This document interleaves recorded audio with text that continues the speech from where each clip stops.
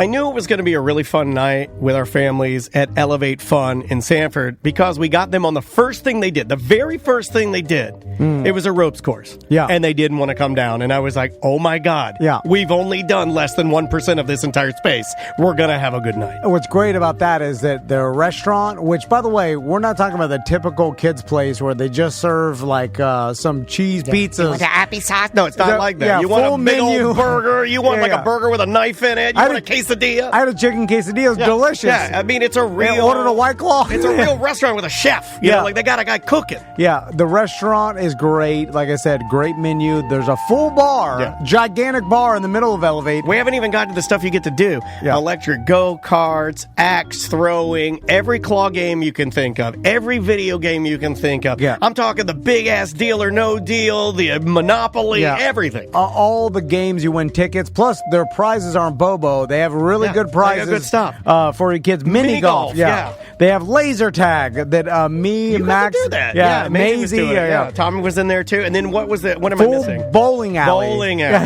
Full bowling alley. Yeah. Inside Elevate. It's the old Sears at Seminole Town Center. It's gigantic. 2 stories of fun. We're doing Max's birthday coming up there, which, by the way, is so easy to work with for their birthday packages. They'll have someone that will take the kids from event to event. You get a personal concierge. You get like a person that will keep the kids together. It makes it a little more inclusive and fun. Max said he liked the ropes course. He wants to do bowling, and he wants to do arcade and then laser tag. I mean, there's just like, I don't know if you go there as a kid or parent, if it's possible to do every single thing because it's gigantic. Yeah. So you got to check it out. It's Elevate Fun. And I guess we should probably spell it out, right? Yeah, ELEV, the number 8, fun.com.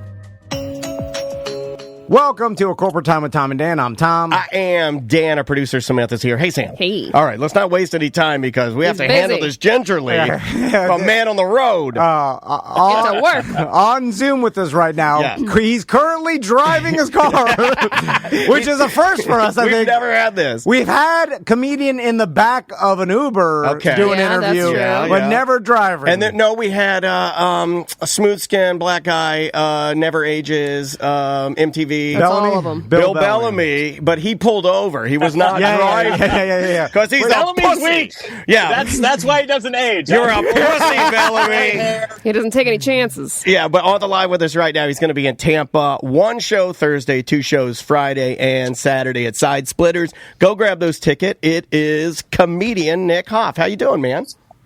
Thanks for having me. Yeah, I'm on the road. I've got my whole family in the car. We're on the road for 7 weeks. I had a show in Oklahoma City last night, and I have a show in New Orleans tomorrow. So no wasted time here. Wow. You're bringing the whole family? Family's in the car? Are you crazy? Really?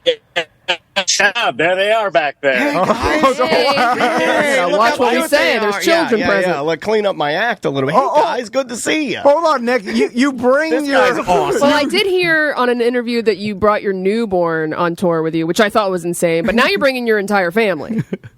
Every summer we do this. Wow. Every summer, I've got to They're work. like, Dad's taking us on tour again. Bring it on. I thought you were joking about 35 this. States. I thought you were joking about this. Yeah, he does the tour with the family every single summer. And am I correct in that you married a teacher? My mom was a lifelong educator, so summers are free, right? Absolutely. So that's the best of both worlds. So they all get to come with me. They experience all these different things, and I go tell, dirty jokes at night. Yeah, but you still get to do this is kind of your dream. He still gets to do the adventures with the kiddos. And we both have kids. I mean, it is juggling both and trying to do both and do both correctly can be quite the challenge. Yeah. Is this your wife's dream? Has anyone talked to her? Where is she? She's in the back seat maintaining the 5-year-old.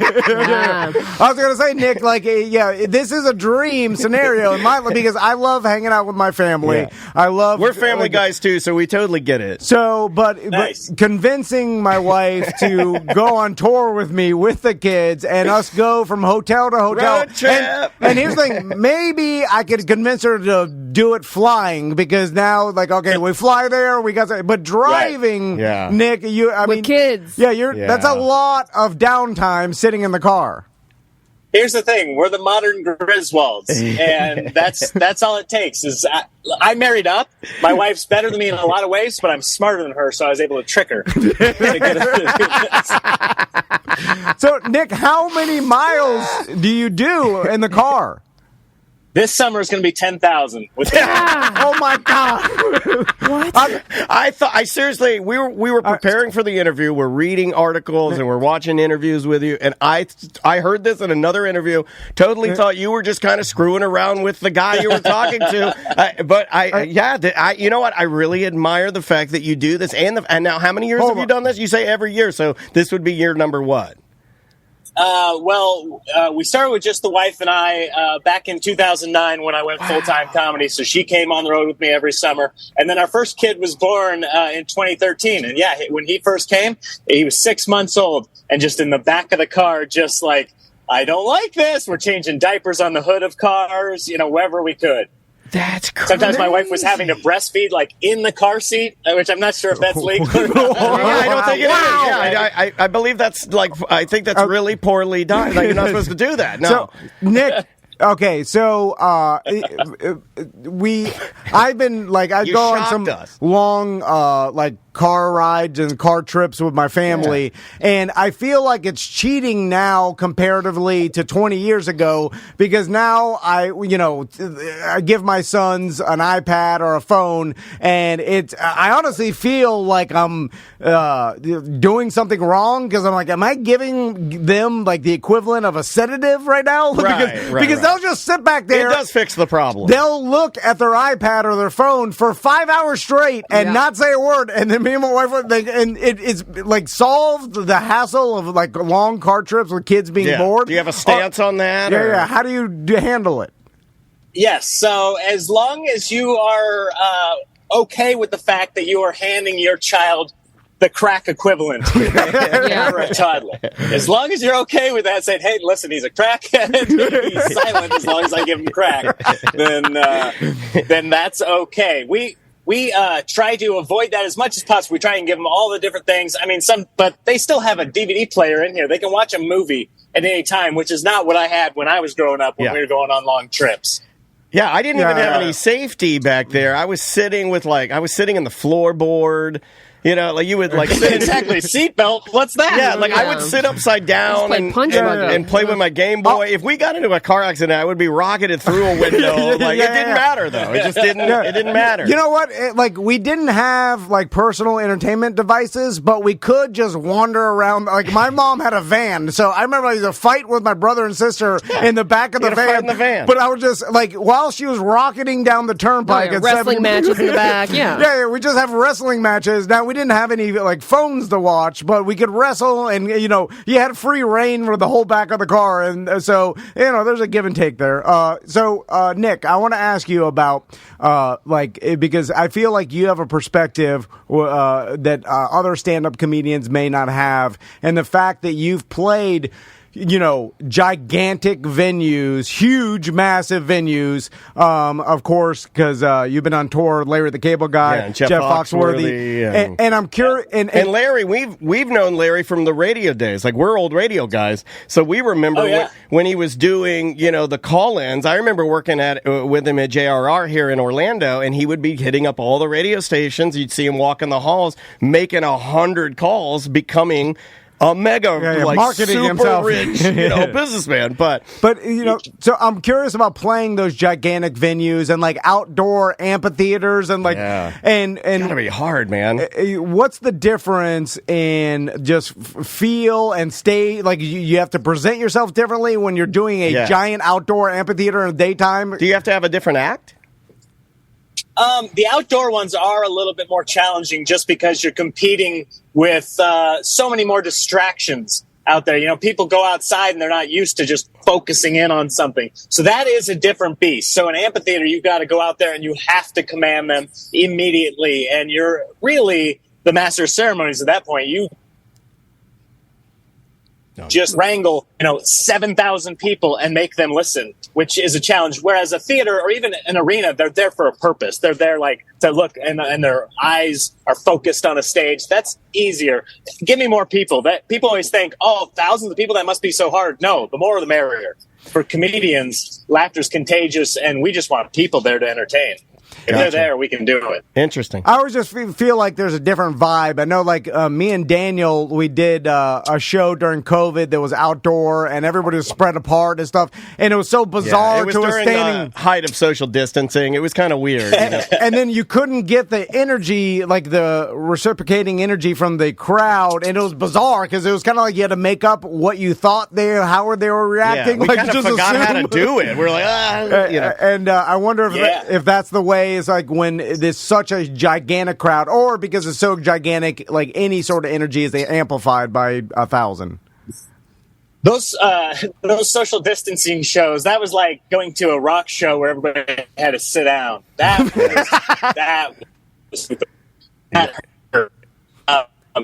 Energy in there. Like, you get into these big places. The weird thing about opening for those big names is my name's not on the ticket. So when I come out first, people are kind of like, who in the world is this? And it took me a few shows, but once I realized that, that's what I would say. I'd say, and it would immediately disarm everybody. And then I'm just out there trying to prove myself to people and just gathering their fans, like Jeff and Larry's fans, which are some of the best ones in the country, and I just make them my fans, because just go out there and entertain them, and they're like, I didn't even know who this guy was, and now he's making me laugh. I like this dude. So that was my whole goal going in, and that was a lot of fun, especially in those big places, because all of a sudden now, instead of playing a comedy club where you have a few hundred people, you got a few thousand people. So just it's exponential, and that energy it feeds off each other, and you feel it. The first time I told a joke in a big arena, and I felt that first laugh come at me, it almost scared me a little bit to hear that many people.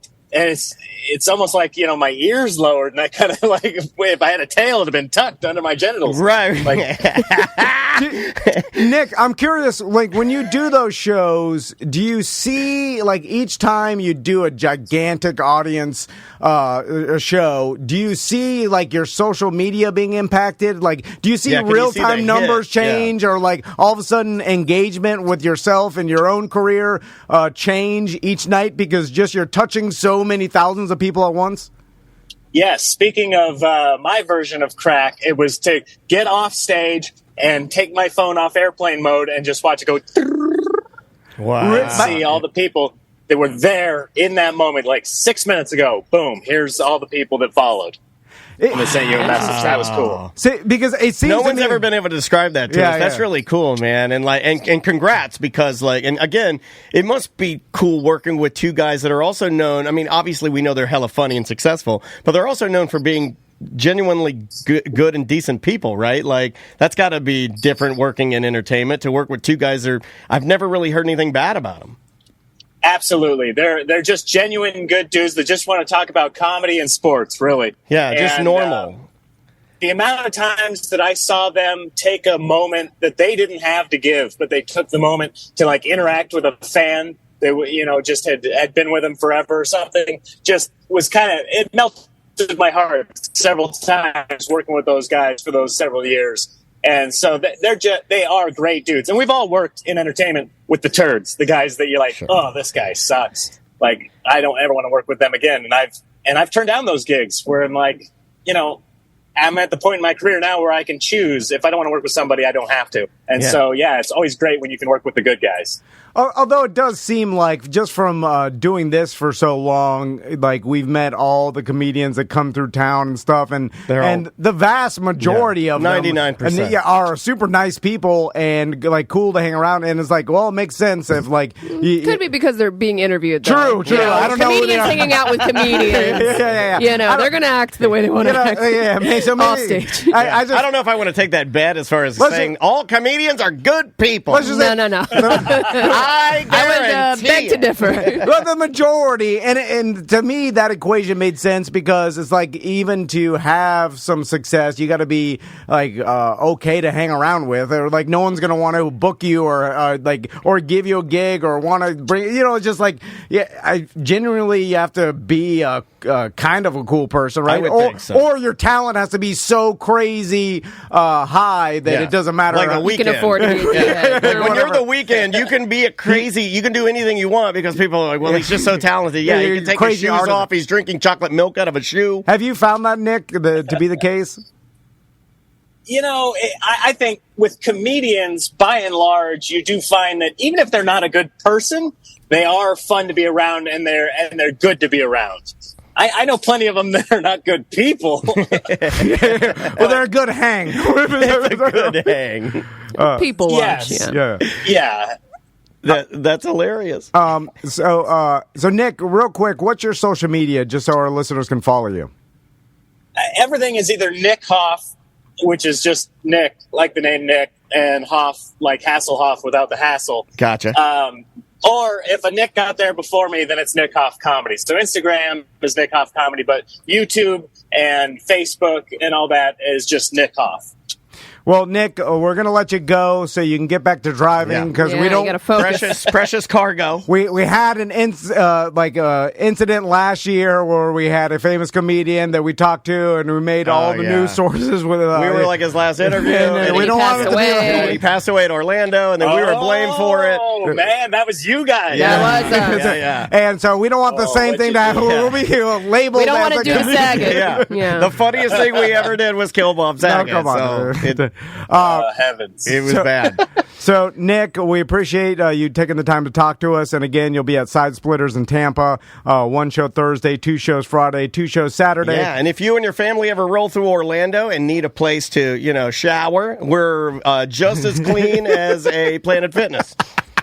Yeah, I'll try and look at that as a nice thing you just offered, rather than just you invited me and my children. Oh yeah, right. I wasn't even thinking about that. Have a good one, man. Take care. Thanks, you guys. Yeah. I appreciate it. Cheers. Be good. Wow, what a cool dude, and gets to, I guess, do it his way, man. I would fly.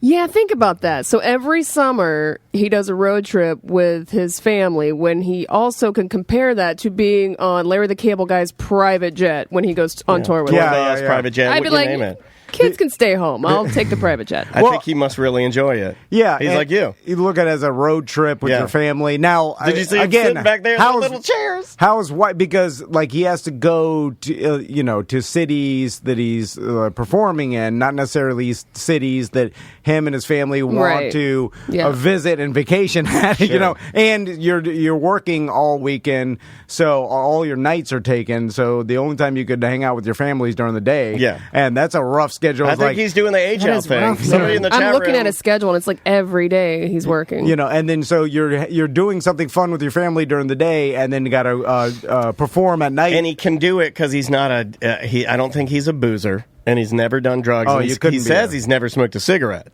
He's kind of like my wife. Oh yeah, and when you don't have any vices, you can have unlimited energy. Yeah. If you get off stage and you're hanging out with everybody at the show, you're cheating on your wife, you're drinking, you're doing all the drugs. There's no way you're going to go to Disney World the next day, or you can't be up for climbing and hiking the next day if you did cocaine all night. It's just not possible. Also, I would have talked to him longer, but when your Zoom call is breaking up, we've had this problem before, and then it becomes a struggle. It gets better, then you're like, all right, it'll stay good. Yeah, and then hold on. It never stays good. And then I'm like, this has got to be frustrating for anybody listening. It's like I disarm the audience when I come out. I say, like, God damn it, I don't know what he said, and I don't want to ask him to repeat it. And I think he did. I think I broke up on the way back to him, and he thought I said something inappropriate about his children at Planet Fitness. You wanted to shower with his children or something. I did not want to shower with his children. But that's what he heard. But it sounded like that. I mean, it did not get sound difficult. like that. Yeah. Plus, also in the car, I don't get anxiety much. But him driving and doing the interview... That made me nervous. It made me nervous. Yeah. And I don't get like that about stuff, but I was like, what if he crashes? You know what's funny? You know what I mean? Like, I don't want We're going to have that on our record after the Bob Saget I also fiasco? think he's super funny. I had a bunch of stuff to talk to him about, too, but hopefully he'll roll through Orlando again. We'll get him in here. I think that's possible. Crystal will call me sometime on FaceTime, and then like I'll see FaceTime. I'm like, oh, is this an accident? Like I'm thinking she's accidentally FaceTime me, and then I'll answer it. Why do you think that if she does it all the time? Because I'm like, what? Why? Why do we gotta look at each other? Yeah, what would be the need to FaceTime me instead of call me? Right? Like, well, that's what I wanted him to do. I was gonna say, like, why not just keep the Zoom audio, on you and then call me from your wife's phone? Because every podcast does Zoom calls now, and so that's the norm, and so he doesn't want to. Like, let's go backwards. Let's say payphone. Let's demand payphone. Yeah, like we could do. Loretta Swit did not want to Zoom. Let's send him a phone. phone call. Okay, this is what I want to start doing with our interviews. We find out who we're interviewing. So like Loretta Swit or Nick Hoff. We send him a phone. Fully charged. Call us. A burner phone? Yeah, call us from this phone. Oh, that's a lot of burner phones. It's the way we're doing it now. Call us use the Tom and Dan phone. And then No. Send them the phone. Mm. I'll also email you the questions. Record yourself answering the questions into the phone, and then send the phone back. I'll pull all the audio off, and we'll run the interview later. We'll just start doing it way old. And then when Crystal does FaceTime me, I answer it, and then it's Tommy, or they're laying in bed. Laying in bed? What time is it? I don't know. They always they like laying in bed. We're still in bed, and we're FaceTiming you to rub it in your face. No, and God, those kids have the life, man. Oh, they do. It's ridiculous. And then Crystal will be like, "Look at Tommy's hair." And I'm just like, I'm driving down I-4. And then I'm like, you gotta have boundaries, man. But I don't say that. I'll be like, of course not. I'm like, oh, wow, look at his hair. His hair looks great, kid. No, it's always just like, his hair looks crazy. Yeah. I'm like, hey, you've got crazy hair. I love you. That makes sense of why you face me in the middle of while I'm driving from one That's why it was invented. business appointment. That's why it was invented. Look, we're sitting in bed and look at Tommy's hair. Anyway. How many? If you could run the numbers, we always say this argument about Uber. We're like, oh well, drunk driving, the numbers had to have gone down. Not anymore because the prices have gone up. People are back to driving drunk. Yeah, back to driving drunk. But when FaceTime first started coming out, when that was a thing, or even now, are we at the most distracted point in time we've ever been? Oh, yeah. Does it get exponentially more distracted every year? I think so. Yes. As we add more features like FaceTime and, This may be child abuse, and I'm about to admit. I shouldn't go to break now, I Adrian think. Peterson story? No. And I don't know. I mean, this is going to make me sound real bad as a parent. Well, I don't even know what you're going to say now. So I'm a little concerned. I have no idea if this is true, but I've had this theory now because now the more and more stuff comes out about kids looking at phones and screens or whatever, and like it's being a detriment to them. Then more and more we're just cutting back and we used to, speaking of Nick and the kids in the car, we used to let the kids look at their iPads in the car more for long road trips, and now even this last we went to Satellite, we're just no phones in the car, just sit there. And God. So you're listening to Daddy's Easy Listening. Well, at least they have each other, though, right? Yeah. You can talk to each other. They're not or you talkers, can listen to Daddy's Jimmy Buffett Sirius XM channel. I know this may sound ridiculous, but so now Margaritaville Radio. When we go on any sort of longer than half an hour car ride, and Max doesn't have his phone with him, he just falls asleep. Like a crackhead does. And I'm like, and Tommy would just daydream, right? But I'm like, he's asleep. Like he doesn't. His brain can't understand how to occupy his time. So it shuts down. He's like, falls asleep like Al Bundy on the couch. Bored. And it's just because he's bored. But it's like, God, give him his pad so he can stay give him a awake. coloring book or something. But in my mind, I think it's he doesn't have something to look at, and his brain just shuts off. And I'm like, oh my God, is that what I did to him? It's so cute. Anyway, it's not cute. It's disturbing. I gotta sleep now. He was exhausted from all that breakdancing. It was on the way to breakdancing. When he gets exercise, he did a nap beforehand. No, when he gets exercise, he feels great on the way back. He's awake. So when we get back, I have a theory about firefighters that might make some people mad. Okay, don't bring up Kelly days again. But it's actually advice for firefighters based on a trend that I see happening right now. Oh, okay. A trend in firefighters? Yes, and I want to give them advice because they're going to screw up the whole world. Okay. They're going to screw it up for themselves. All right. Okay, we'll be right back. Welcome back to A Corporate Time. This is really, really cool, and I know it's really cool for Sam, because I know, Sam, this is probably, is this most in your vein of like what you and your hubby listen to? Oh, yeah. Like these style bands. This is really, really cool. And when Bill reached out to us and said, hey, here's a list of all these amazing bands that are going to be at this festival, who do you want to talk to? The first one we thought of was Mom Jeans. And on the line with us right now from the band Mom Jeans is Eric Butler. How you doing, man? Good. How are all of you?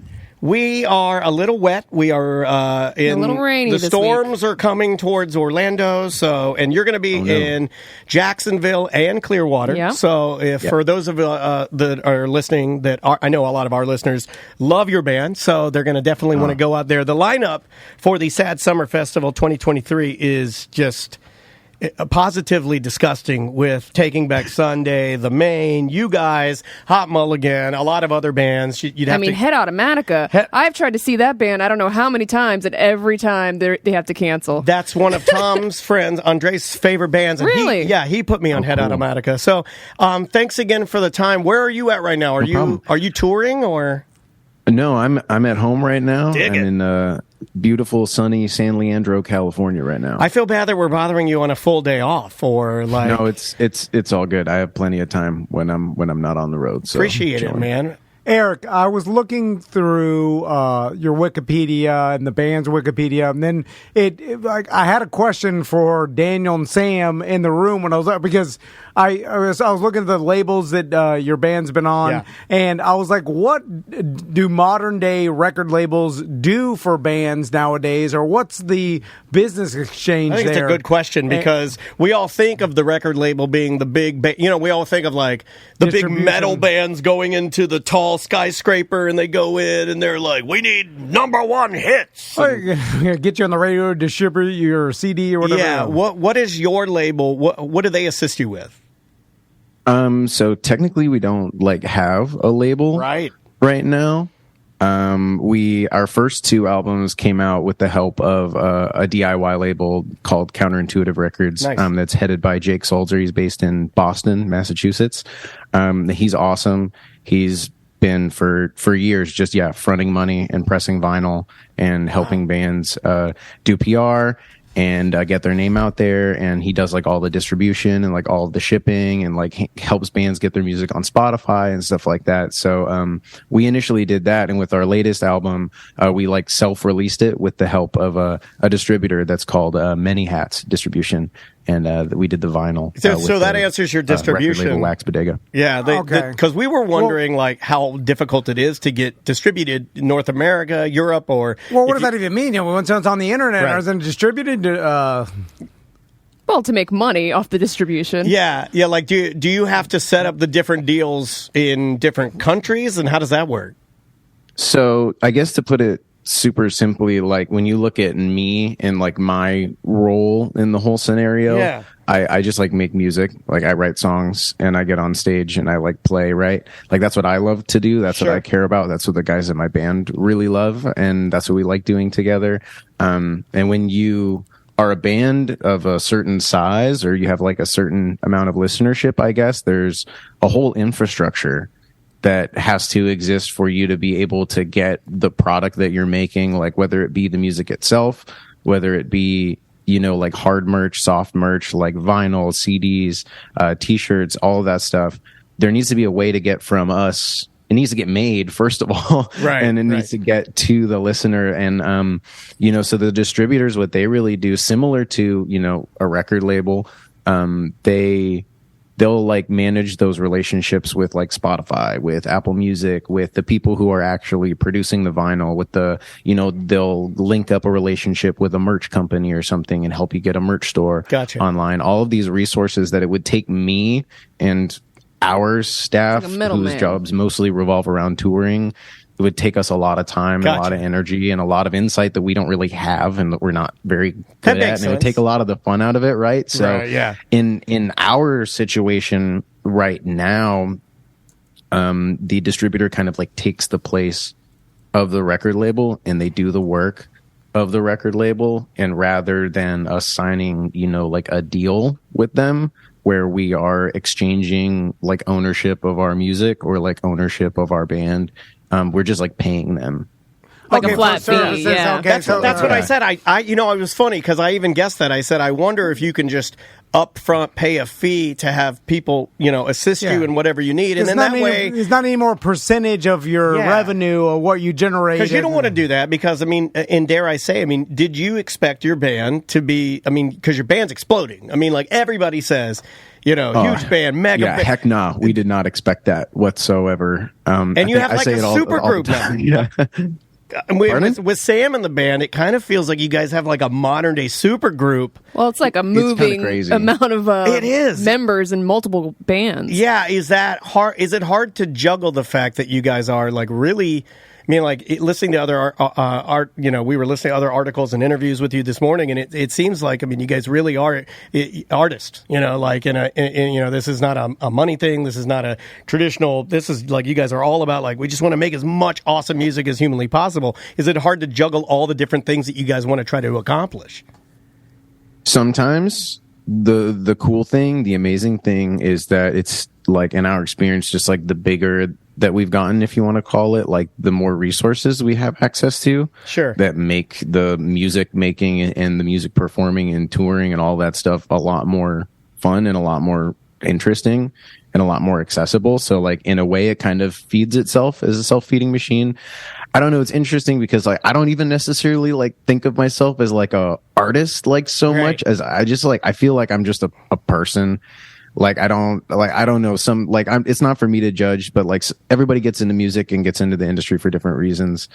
Some people like really want to be big and want to make money and like want validation and stuff like that, and there's no problem with that. That just isn't our experience. We just wanted to make music together, and I think that like every person on this planet to one extent or another has like some kind of relationship with art and has like some kind of relationship with music, and like we just want to be able to interact with music the way that makes sense to us and the way that we like it and way that gets us excited, because like at least for me, like that's why I'm alive, is to like not just make music but like enjoy music and interact with it as a listener and as a fan and also as like a creator.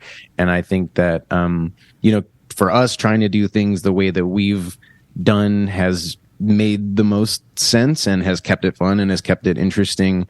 And I have like a big driving force in the back of my head that just constantly reminds me of all the amazing bands and all the amazing artists that I grew up listening to locally. What made you fall in love with music? Like what were some of the bands that led you down the path of being, I want to do this? That's interesting. I think I've always been into music, like even since I was like a little kid. My parents like introduced me to a lot of music. Both my parents are Canadian, and like I'm actually Canadian. I was born in Toronto. Right on. And so like my whole childhood, my dad was very motivated to show me things and remind me when something was Canadian if I liked it. Yeah. And so like the Juno Awards, he's a big Juno guy. Like, this is Canadian. He would show me Canadian music all the time, and like Bare Naked Ladies was like probably one of the bands that I like grew up on as like a staple. And I mean, from then, like just popular music and radio, like I grew up at a really cool time. Like I was a kid in elementary school and middle school, like in the early 2000s. So like, I don't know, like I heard Stacy's Mom on the radio like as a kid in school. So like Fountains of Wayne, and then going into like Blink-182 and Green Day, and like, you can just go down the list of all these like bands that were just on the radio and big. It was always something that I wanted to do. And never even so much, I don't know, I just wanted to be in a band. Like that's all I've ever really wanted. And I started, doing like marching band and I did that too. Yeah, I was a section leader. I was a drum instructor, and I did, like, all of that. And so I wondered, the life. I do, and sure. I was wondering if you were a band kid. Were you a section leader? Did you do any drum corps or anything?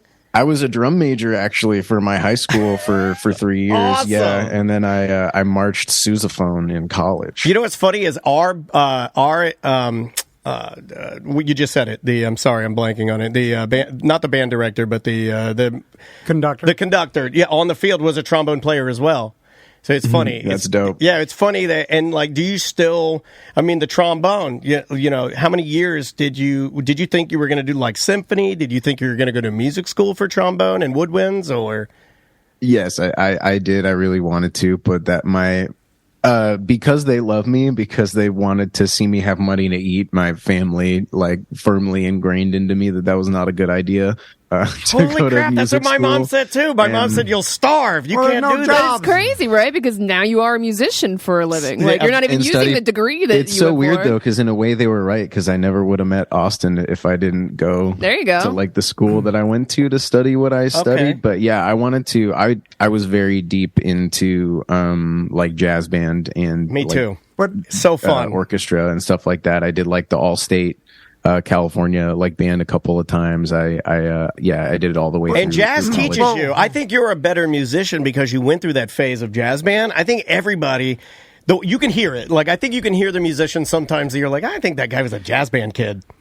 All four of us were marching band, like jazz band kids. Interesting. What were you saying, Tom? Well, I was going to say, Eric, technically, statistically, your parents are still right. Because even doing what you're doing now such an anomaly. Yeah, statistically rare. And I'm sure you've had a lot. I mean, you come up with a lot of other bands that never made it to your level and are not currently making a living. No, you know not what I'm saying? Like these guys. And going to the UK and Australia. Yeah. So you should still, and we should still dissuade everybody from trying to make being a musician. Oh yeah, stay in school, kids. Go to college and start your band while you're in college. Is it true you got in trouble in a parking lot at Fest for hooting and hollering?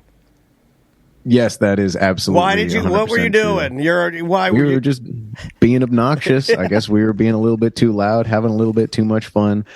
So for a good period of time, Mom Jeans and Just Friends, which is like our sister band, if you will, it's Sam's project. Our guitar tech Yanko plays in that band. It's a great band. We know everyone in that band. Yeah.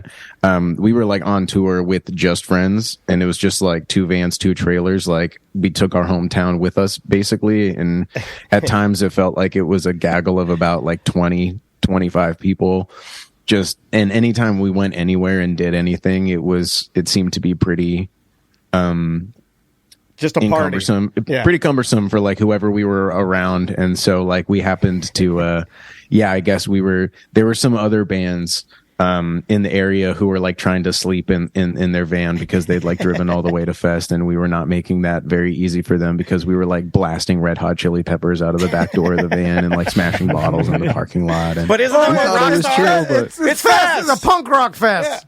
That's what we said. We were like, "Hey, man, it's Fest." Not to mention, like the guys in the bands, like the people in the other bands were like getting in on it. It was fun, but you know, like I would say, as an older, much respect to Fest. It's a different time. In the '90s, there was sharps and you'd freebase heroin and you put doo doo on each other's faces.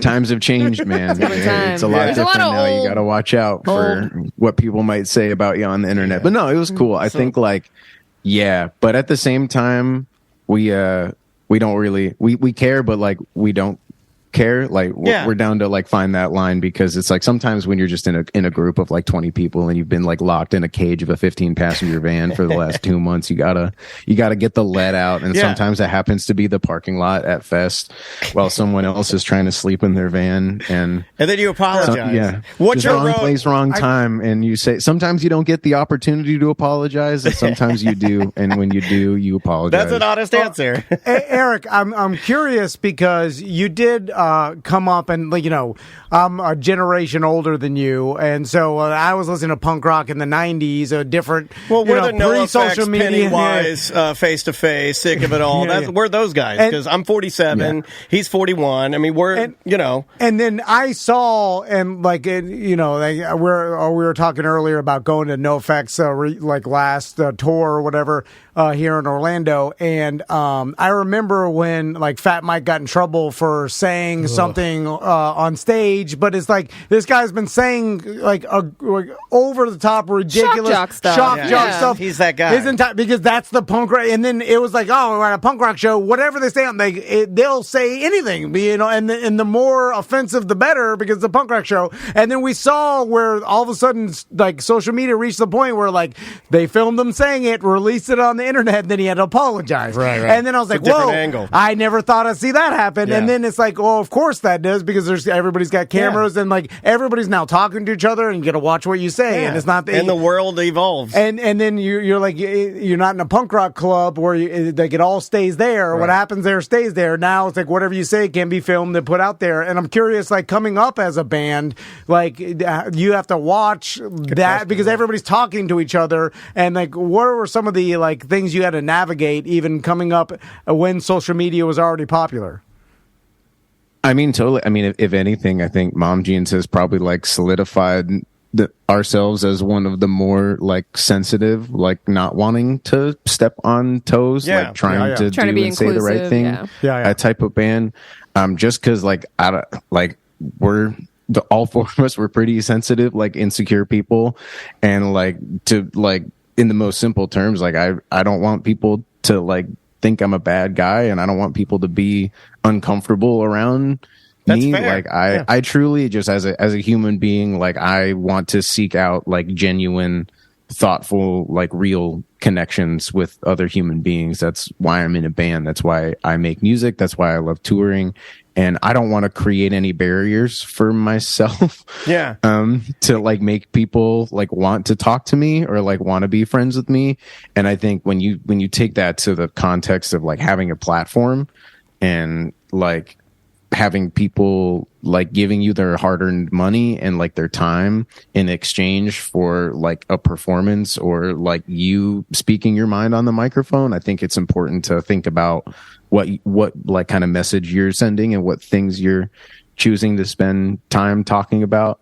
And at least for us, I think we've always just tried to keep it about the music and just keep it about the performance and because there's so much space, like there's so much room and there's so many other like arenas that I think people have in their lives like right now, especially for like drama and like trauma. Like I don't want like our band and our music to like be something that becomes associated with that for people. I would rather like our band and our shows and like our music be a safe place where people can kind of just like be themselves and get in touch with themselves. Yeah, it's very positive. Like I would say that between your band and Just Friends, especially, I like as an older fan of you guys, and I'm not an old man, but like I don't think I'm your target, but I listen to it and I go, wow, I really like the vibe. I really like the positivity that's here, the authenticity that's here, and it is weird to see that because it is a pretty stark difference from like the scene I think you and I grew up in. It was a little more mischievous and a little grimier, whereas I think you guys are doing a really nice job of curating your own space that is what you say it is. It's that positive, you know, it's a vibe, and it's like it's the music, and we're not gonna vary off of that. We're gonna stay on the music. But if you're too nice, you get hassled all the time by your fans because they're not afraid to go. I remember when I was 15, I saw Korn, and we snuck backstage, and you snuck backstage at Korn. I may have been 13 or something. Oh my God. But I remember being intimidated by the band, but I was like, I'm not going to talk to them because they were scary to me. Like ghosts. And then like was it Head, the guitar player? Yeah, he's a Christian now. He was standing there. There were all the fans. Nobody would talk to him because everybody was intimidated. He's terrifying looking. That's the thing. But if you're too nice like Eric, then they'll hassle you. They'll never stop talking. But you guys have cool fans. Oh, totally. Right? It's easy. I mean, it's easy to get punished. I mean, and yeah, we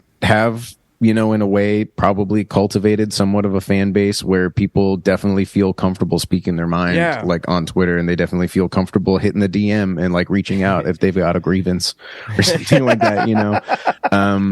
And like obviously like I can't personally make every single person feel seen. I can't make every single person feel heard, but like what I've been trying to do and like what we've been trying to do is just like cultivate a culture like around the people who like our music and try to have more of an understanding that, like, I don't know, like, life isn't so simple. You know what I mean? Like, people aren't just good or bad. It's not like there's one thing that I can say or do that forever is going to solidify me as like an okay person or like somebody who like deserves to be in the position I'm in, right? I'm just going to constantly have to like show it with my actions and with my words. And if you're somebody who cares enough to decide whether or not like you can or should listen to my band based on what type of person I am, then I expect and trust you to like do the work to like find out a little bit about what it is we've actually done and what it is we've actually said, and like make up your own mind about like what type of people we are. Sure. And I think that like culturally we're in a weird like place in this country, right? Where like people are pretty lazy and they kind of just want to be told. Yeah. Like, we're definitely on a shift. Like, what the Something's right thing happening. to do is. And it's like life just isn't that simple. We realize that as we get older, like there's no one, like I said, there's no one thing you can do. There's no one thing you can say that's just going to make you a good guy or a bad guy forever. Like it's always going to be a gray area. And you're always working on it, right? I care about the people who are invested enough to like hear us out and listen and just like follow through the thought process. And 9 times out of 10, I think like people who do that actually care, and it's easier to kind of like drown out the people who clearly don't actually care about this band or like care about any of our friends. How old are like, you they're again? just making noise. You are I'm wise. 28. You're a very wise. Not even 30. I know you're not even 30. You're a wise man. So young. I know. I don't have a choice. 28-year-old Respectfully, rock this star. industry will chew you up and spit you out. All if you that don't know. intelligence, the mustache, the Pardon my hair. French. He's a good dude.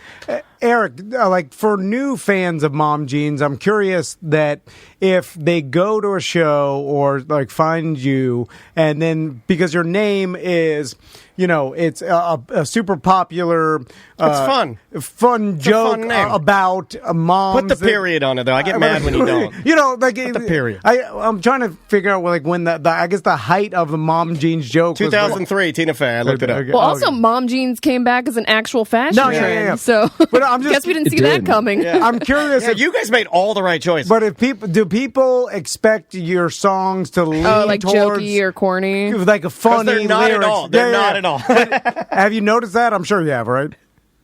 I mean, our song titles kind of do historically. That's true. You know, I think there's, I mean, the name of the band and the name of the songs have just tried to, like, we try not to take ourselves too seriously, you know, kind of circling back on the fact that we never really anticipated, like, being a big band or like trying to, you know, like garner attention or whatever. We just wanted to play shows like locally and like maybe get to open up for some cool bands that we listen to.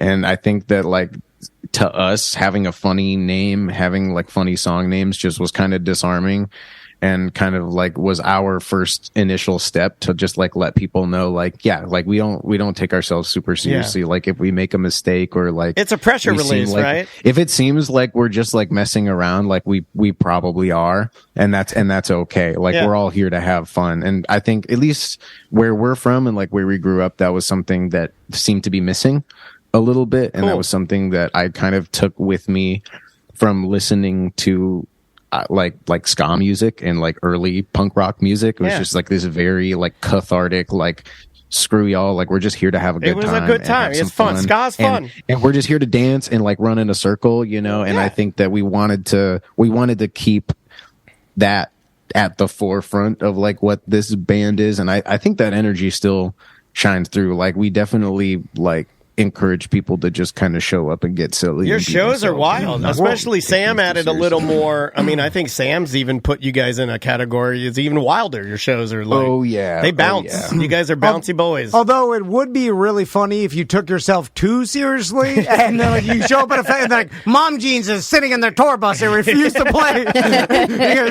They're like only DMX. because Mr. Jeans is mad. They're only serving Miller Lite, and they said that's not on the rider. They won't like Lil Wayne. He shows up and I know they lost my mic stand at the last show, and they tried to replace it with one that looked exactly the same. But I know that it's different. I'm not. It would be funnier. Hey man, thanks so much for the time. If you're ever wandering in Orlando, we'd love to get you in here, get you on the couch, and maybe have a beer or something because we're massive fans. We appreciate the time. Still crossing my fingers that you guys are signing up as one of the secret sets at Fest, but you know, we'll cross our fingers for that secret set. Weeknights. But again, we got Sad Summer Festival 2023 presented by Journeys and Converse. And it's July 6th in Jacksonville and July 7th in Clearwater. Yeah, and the lineup is just too big for me to even list everybody. But hey, thank you so much, really Eric. We appreciate it, man. Of course. Thank you for having me. Good luck on the road. We'll be listening to you, okay? Thanks so much. Y'all have a great rest of your week. Cheers, man. You too. What a nice man. That was Eric Butler from the rock band Mom Jeans. Soon I'll be at the age where all the bands that I used to listen to that I name drop will all be dead. and then I'll have nothing. We're getting there. You got to listen to new bands. That way I feel that's why I have new bands I like. The generation above me is still listening to bands that are still touring, though. So what? I know your bands are giving up early. The punk bands are saying, the Rolling Stones, they're going to go. They're still going. But no effects. They're like, we're out. If my stepdad was still alive, he'd still see. We talked to the guy from Foreigner. Yeah, Foreigner. There's not even one original member in Foreigner. Did you know that? There's not one original member in the band Foreigner. And some people are upset Some people are upset about that. I know, but they're touring. All right. We will see you tomorrow. Welcome to A Corporate Time with Tom and Dan. I'm Tom. I am Dan. Samantha, our producer's here. Hello, Sam. I'm going to start doing this when we go to Sam, like doing what wrestlers used to do when they introduce their tag team partner. Yeah. Where they're like, and in the corner. I'm going to start doing that. Are we going to do a new Weird Job song today? Not a new weird one. I have one that I'm working on. It's almost finished. And it just got off the rails a little bit because it became more of a story piece than a real... just a version of a Weird Job song. Yeah. I'm trying to go a little more creative than just like rehashing the lyrics in a song you all know. So this one actually took on a mind of its own about a man. Well, I'll ruin it if I tell you about it. No, it's fine. I meant like a different one. Yes, we are going to play a different one. In fact, we're going to play one of my favorites, if not my personal favorite one that anyone has ever done. And it would be very rude of me and very odd of me to pick my own song as my favorite, right? Not my own song. Here is my favorite Weird Job song that's ever been done. I would use this as the new original every single time, if possible. Here we go. Weird Job Wednesday back again. Tom really wanted to do a bit. Weird Job Wednesday going strong. Dan really likes it. Tom says that's bull. Tom really wanted to do a weekly bit, so we called it Weird Job Wednesday, and rest is history. What do you do for a living? Tell me, what is your job? Pretty bad, right? Why'd you choose this one? It's one of my favorites. It's one of my It's the worst one. No, it's great. It's great. The worst one. People like it. People love it. The energy is good. It's infectious. Didn't you see our guests are even dancing on the couch? Get you. Ashley and Swan are here. How you guys doing? Fantastic. How are you doing, Tom? How are you? Appreciate you guys being here. Welcome to Weird Job Wednesday. Do I have to call you Swan? That is his name. How dare you? Does he have to call you Tom? No. Is that your real name? That is my given name. Oh, okay. Swan, sorry. That was very disrespectful. Disrespectful, sir. I think that's the most disrespectful when I go. That's the worst one you've ever done. Do I have to call you? Do you have to call you by your actual name? Do you have a mask on? Yeah, and it would that's my real face. Are you pregnant? Yeah. And what's also good about this one is that it was subtle shade at your name. Yeah. Without even doing it. It was like, I have to call you that? Chat checking in saying accidental D head in 30 seconds. Yeah, it was like, it would be I thought easier. it was like a trucker name. You know what he told me? He said, does he look like a trucker? He said it would be easier for me to call you an insult than your actual name. Yeah. So, how do you get a name? How do you get it? Should we start with the origin of the name? I've never met a man named Swan before. Write that down for a song. Yeah, write that down. A man named Swan. So is that your... Yeah. So my father played guitar. When you come up with a solo or a one-time song, a fleeting song, he would call those songs without names. Okay. And so it stands for a song without a name. Oh, I love that. Dude. Yeah. It's pretty legit. It's pretty legit. Better than Except Tom. when this guy comes And he along. threw out and the example was quick, simple, and to the point. I like Swan. That's not bad. Well, I mean, song without a name. Your dad's a cool dude. Is he still around? Yes, he is. He All actually right. lives with us. Yeah. Shout out to Dad for being a cool dude. When you tell me the story is cool, but how you just say Swan is like, all right, the bird. What do you got against Swan? You're supposed to bird. So you're supposed to activate a little emotion inside of you and go, excuse me, I've never met a swan before. May I ask the origin of your name? And then you'll get that cool story. That's how I introduce myself, as Swan, like the bird. That's what I tell people. Okay. Yeah. Well, you should say Swan. You should say Tom, like the failure. So, Ashley, let's start with you. What is your weird job? You pissed him off. He's moving on. So, I am a dispatcher for Road Rangers. So, okay. Oh my God. The lovely a Road Ranger caught me one time boofing a girl. Come on, boofing a girl. I thought you were going to say pee on the side of the road. I don't know why I said boof. I've peed on the side of the road many times. Yeah, I don't think the Road Rangers care about that. They don't care. They probably walk. no, they get in their truck and leave. So, okay. So how does that work as far as do you take the calls? Like, does someone called like non-emergency or 911 and they call you and then you dispatch? So they call star 347 and they talk to dispatch there. They will then call us and we get the call. So whether it's a flat tire, a crash, debris in the road, a pedestrian, we get the call. We dispatch our Rangers out to whatever location it is. We do I-4, 95, and CFX, 408, 429, 528. See, that's a lot.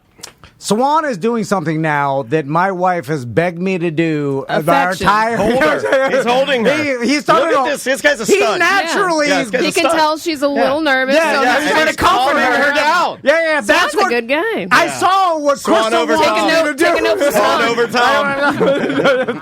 I said, like, I'm telling you. She better get herself a swan. Like, Crystal was just telling me the other day how she's like, you need to read a book about affection. I thought it stopped there. Like, you need to do something because you're horrible to live with and be married to. Well, that's. I think you could have.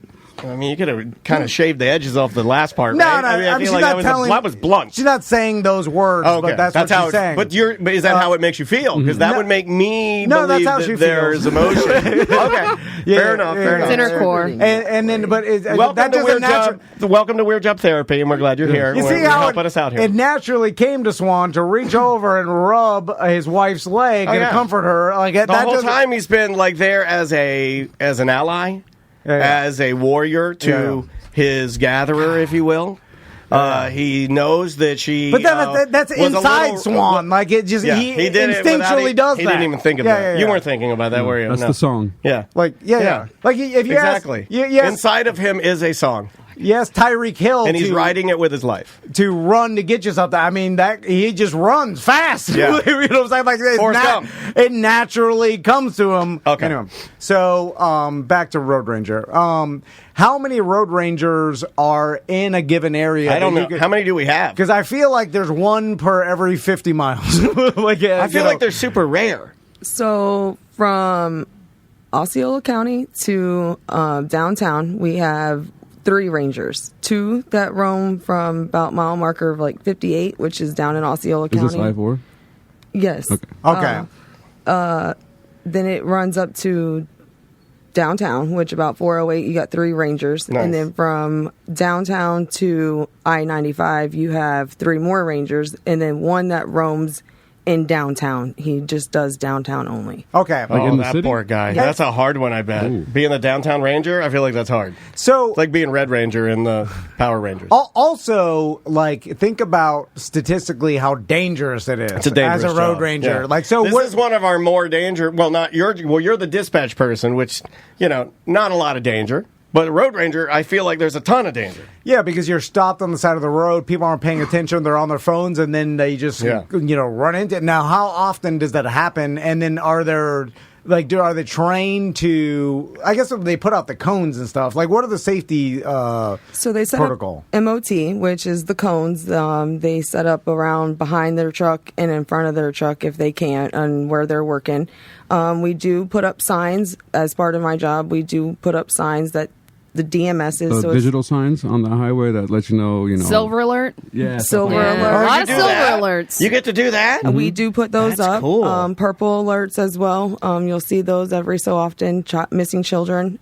We put those DMSs up along with lane blockage. So we're supposed to block our shoulders when we do have a ranger on the side. So we throw up the sign so you guys move over for your that shoulders ranger that is on the side of the road. Yeah. Now, when you are programming stuff to put into that sign to tell no funny business. no No emojis. Well, this has got to be just the facts. Do you think, this is going to everybody's phone, straight to their cell phone, so maybe I'm putting this up for... Well, you're not supposed to be looking at your phone while you're driving. So. Oh, I mean, everybody is. The alert that comes to your phone does not come from my department. We do the digital signs on the highway. Like only. The ones that you see. That has your travel times. We do those. That let you know about congestion. Crash ahead. Yeah. Yes. Oh, I like those. She reads signs. Yeah. I read them too. I keep my eyes on the road, not the phone. Well, my GPS tells me crash ahead. Sometimes it's not right. Waze has gone the way with Uber, man. It's not as good as it used to be. Is that what you use, Waze? My wife tries to get me. She's like, Waze is always better. You got to always use Waze. And then I'll go like when you just go to a normal website because you're a normal American human being and you press the button that says directions and then it'll automatically go to like Apple Maps, right? Mm-hmm. She'll be like, can't look at that. Go to Waze. And then we have to do Apple Maps, compare it to Waze. Then we have to do, sometimes we even have to do the third one, Google, and compare all three. So Andrea's a nut. What are road rangers equipped to deal with? Like, do they? I'm sure they carry around gas cans, right? Because that's a. I feel like that's like their handcuffs. But then, besides from running out, it's the most important. Yeah. Because think about it. Like, okay, you're stranded on the side of the road. What is it? It's flat tire or ran out of gas. Any other problem a road ranger can't necessarily fix, right? Because then there's a mechanical problem that he's not working on your car. Yeah. What do they mostly do? So gas calls are a lot of our issue. We do have a lot of flat tires, but there is people that are driving down the road and their car just goes, it just stops. Yeah, so we don't got the state inspection, so we got the trashies on the road still. So they can provide a jump. If they can't provide a jump, they can set up MOT and wait for a tow truck for them. So at that point, they're on their own because we couldn't help them. There's times that we can't help them if it's beyond a tire. Teslas. On your own. Yes, Teslas. Most likely, you're not going to get help with a road ranger. Yeah. I don't even know why I would call one. Like, if my Tesla died, I'm not going to call a road ranger. We can't even help you with the flat. I have the Tesla service. I've never had a need to use it. I'm also not commuting daily. I would imagine if I get stuck, now I have pucks, so I know how to jack it. I've read the manual 100 times, so I don't damage the battery. I know all of that stuff. Other than that, I don't know. I'd probably be figuring it out, playing it by ear. So my Crystal got me this like jump box that basically. Oh, that thing's dope! I love that thing. We used it for my boat one time back in the day, and then it's basically a battery cell that you could jump a car with or whatever, and then it comes it comes with these nice little leads that come off of it, and you just kind of lay it in there, and then I feel like now they're pretty cheap and people can keep in their car, but if your battery dies while you're driving, I feel like that's an alternator problem, and you're not going to be able to jump it to start it up again. But there's, I guess, besides with the tires, okay, when you get a flat tire and the road ranger comes and he'll help you. Will he help you or just do it himself? Like, what if you're just sitting in the car? Or does it depend on the ranger? It's both. Sometimes the driver will allow the ranger to assist or do the tire change himself. Some of them will just say, no, I got it, and then he'll throw up his cones for him to block him off and protect him while he's doing his tire change. Yeah, he'll still stay there the whole time that he'll stay on scene the whole time the gentleman's or the woman's changing the tire just to make sure they're safe. That's good. And we watch on camera as well. So once we find you guys, we get the call, we look for whatever it is on camera. If we can't find it, we'll find it when the ranger gets there, and we're watching as well as he's waiting. So you have coverage for that person or for the ranger. So let's talk about the cameras. Cool. How many cameras are on I-4? Is there cameras on most of the stretch? So this is where a lot of his knowledge comes into play. I would say every 2 miles, probably guesstimate every 2 miles, there's a camera there. The idea is to have an eye on every part of the road where you can see anything that happens on the road. On the highways. So basically, all of I-4 is like under surveillance of some sort. So there's no active recording. No. There's no recording going on. It's to monitor incidents. Is what it is. Right. It's live. Okay, so and I guess congestion too, right? Yes. So it's just a live feed. You can't go back and watch. No, not at all. Oh, and they have other sensors on the road which give us live updates that they use to make incidents for their DMS signs, their digital signs.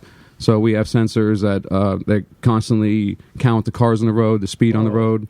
And so they know. That's crazy. They can see when a wreck happened without having eyes on it by the traffic patterns on the road. So interesting. Why not have it recorded so that, if there's an accident? We don't have the warehouses. That would take a lot of storage to hold a lot of that data. That's what I think it is, a storage thing. It's just there's too many cameras on I-4 and 95 that we couldn't hold it all. There's no way to hold it. If you we upload 10 million hours of YouTube. No, think about you.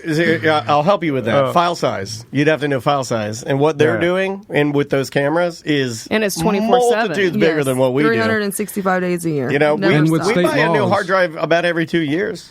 You have to keep it for 6 months. All the records for state laws, you have to keep it for 6 months. So that's a lot of storage. To have to hold on to. I mean, I even asked my wife that because, just going through, toll booth. I was like, well, she's like, oh, they do that with your plate now. And I was like, well, do they have a record of that? And she's like, yeah, they'll send it to you in the mail if you mess up or whatever. And I was like, well, think about how many millions of photos. That's a lot. Yeah, those are just data. Photos. Yeah, that's a lot of data. You would think that insurance companies would help offset just because. Imagine insurance companies maybe they will. You have a full surveillance of I-4, so any accident that happens, you have video of, and then you can at least have a better understanding of who's at fault or what happened, or you know what I'm saying? Yeah. Because you have a video of it. Big brother Tom over here. Well, no. Yeah, but I mean, I see what he's saying, but people running across the road. Christine's weighing in, and people that work a little bit more in a higher tech kind of a job, and they're all saying the servers would be just immense. I'm wondering if that would be like Amazon level servers, big boy stuff. But as things get. Or it only holds it for 24 hours and then it records over. And then it records over. That's the thing, you can't because it's the state records. You have to keep them for a certain amount of time. Oh, right. So they can't just overwrite the stuff right when they want to. They have to keep it for a certain time period. Yeah. So as soon as it's done, lawsuits or something happen, then they have to bring them up and stuff like that. Oh, so they do hold some sort of for like the photos and stuff like that for e-pass and all that jazz. Yeah. But there's no recording on the camera, so they don't hold any of that stuff. Gotcha. That's crazy. It seems like you could figure it out, at least they're for probably trying to figure it out now. Anyway, I would imagine. So, and how with Road Rangers, I've in the past. I don't know if it's gotten better, or it's because my vehicles have gotten better and less junky that I'm not breaking down.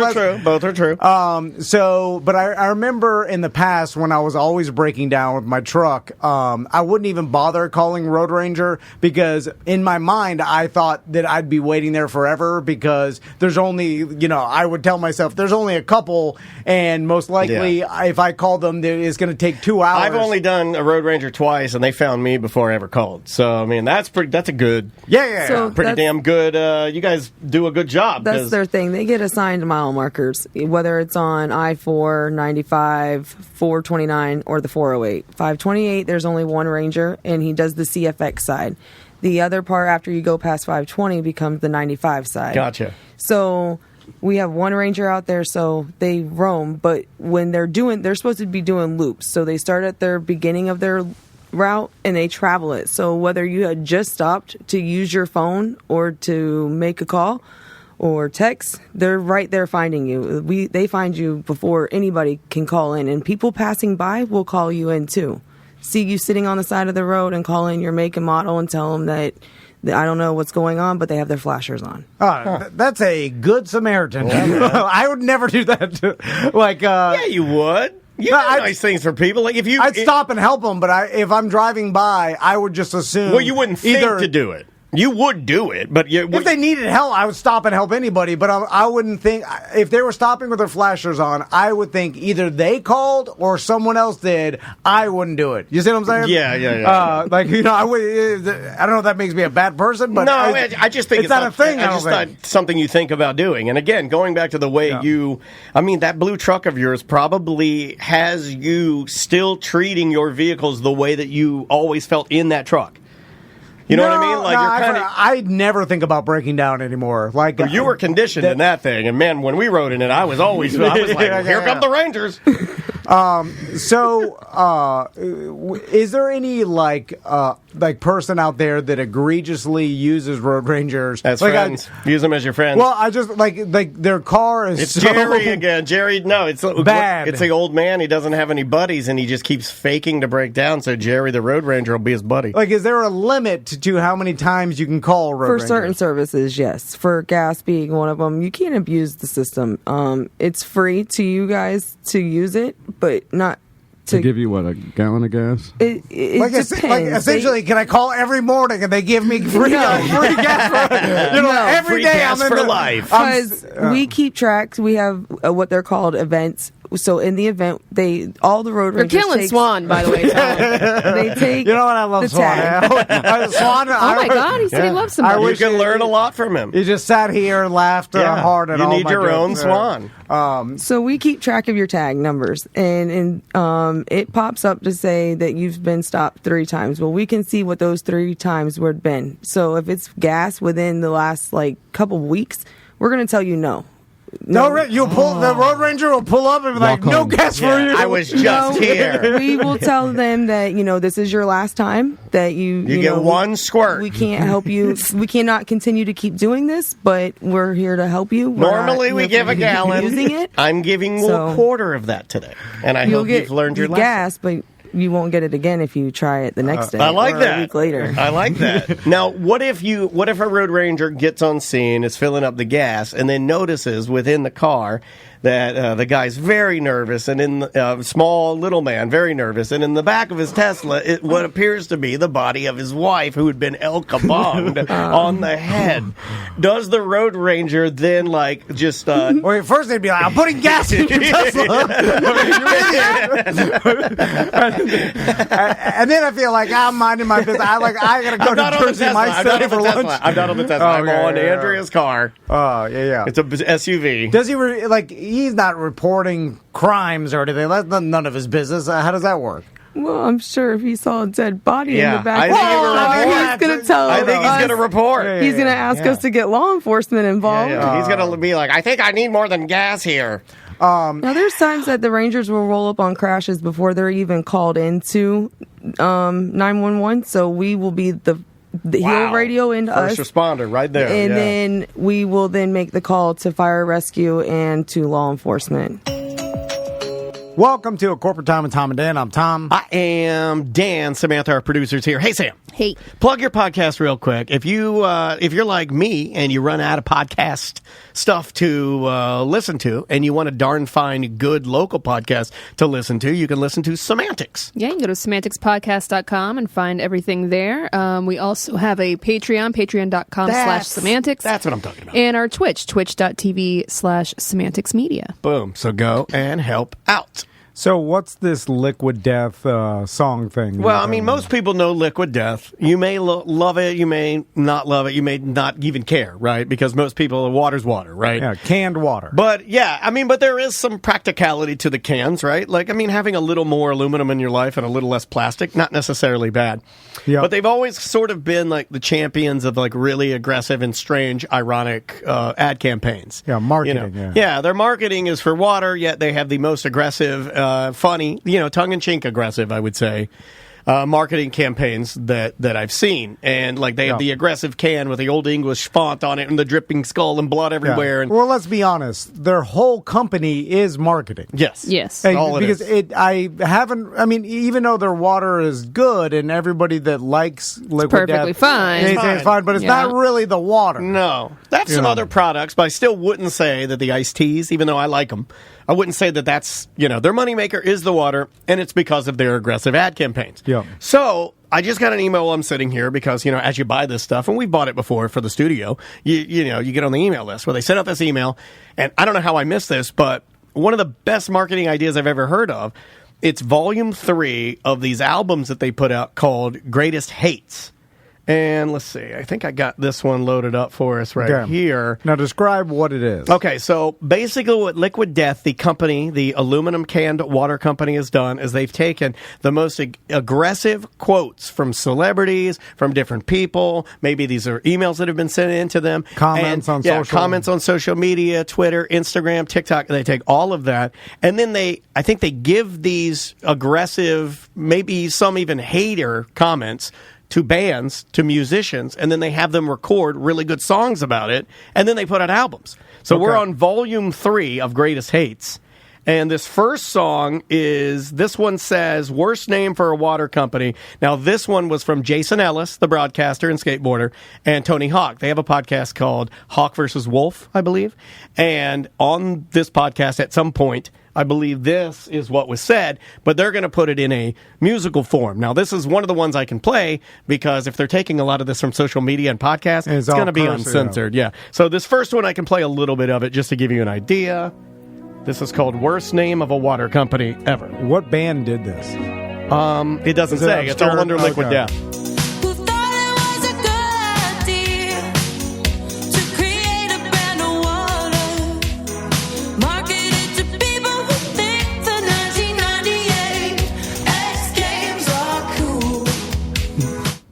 So I guess that where they're just goofing on old So they kind of took like the Wendy's thing, where Wendy's came out with the albums. Yeah, it's interesting. It's very much making like a Wendy's fun of themselves. Yeah. Now the last track that I'd like to play, I can't play, and it's got a female singer who does like the verses, but the chorus is done none other than by a man we've met.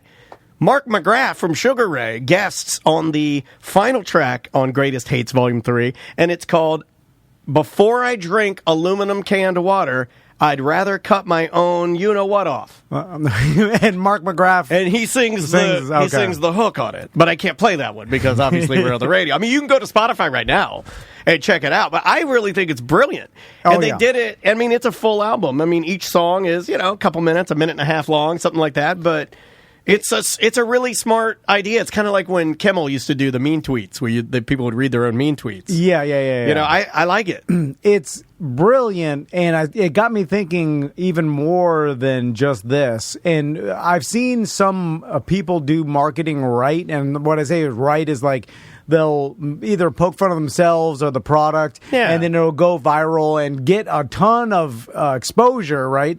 And that's what you want, right? You want your brand or whatever. The Tennessee Titans football team did this when they released the NFL schedule, where they did like a man on the street bit. Oh, yeah. Spread around. I didn't see this, but I remember this. And then people were talking about the names of the teams, and they're getting them all wrong and whatever. And that went viral. Yeah. And that came directly from the marketing team of the Tennessee Titans. And so it makes me think that a lot more big companies, like Liquid Death, like it's a big company at this point, right? I think huge. I mean, some of the things that they're sponsoring now, they've got gigantic, right? Well, you're going to see them go the Red Bull route.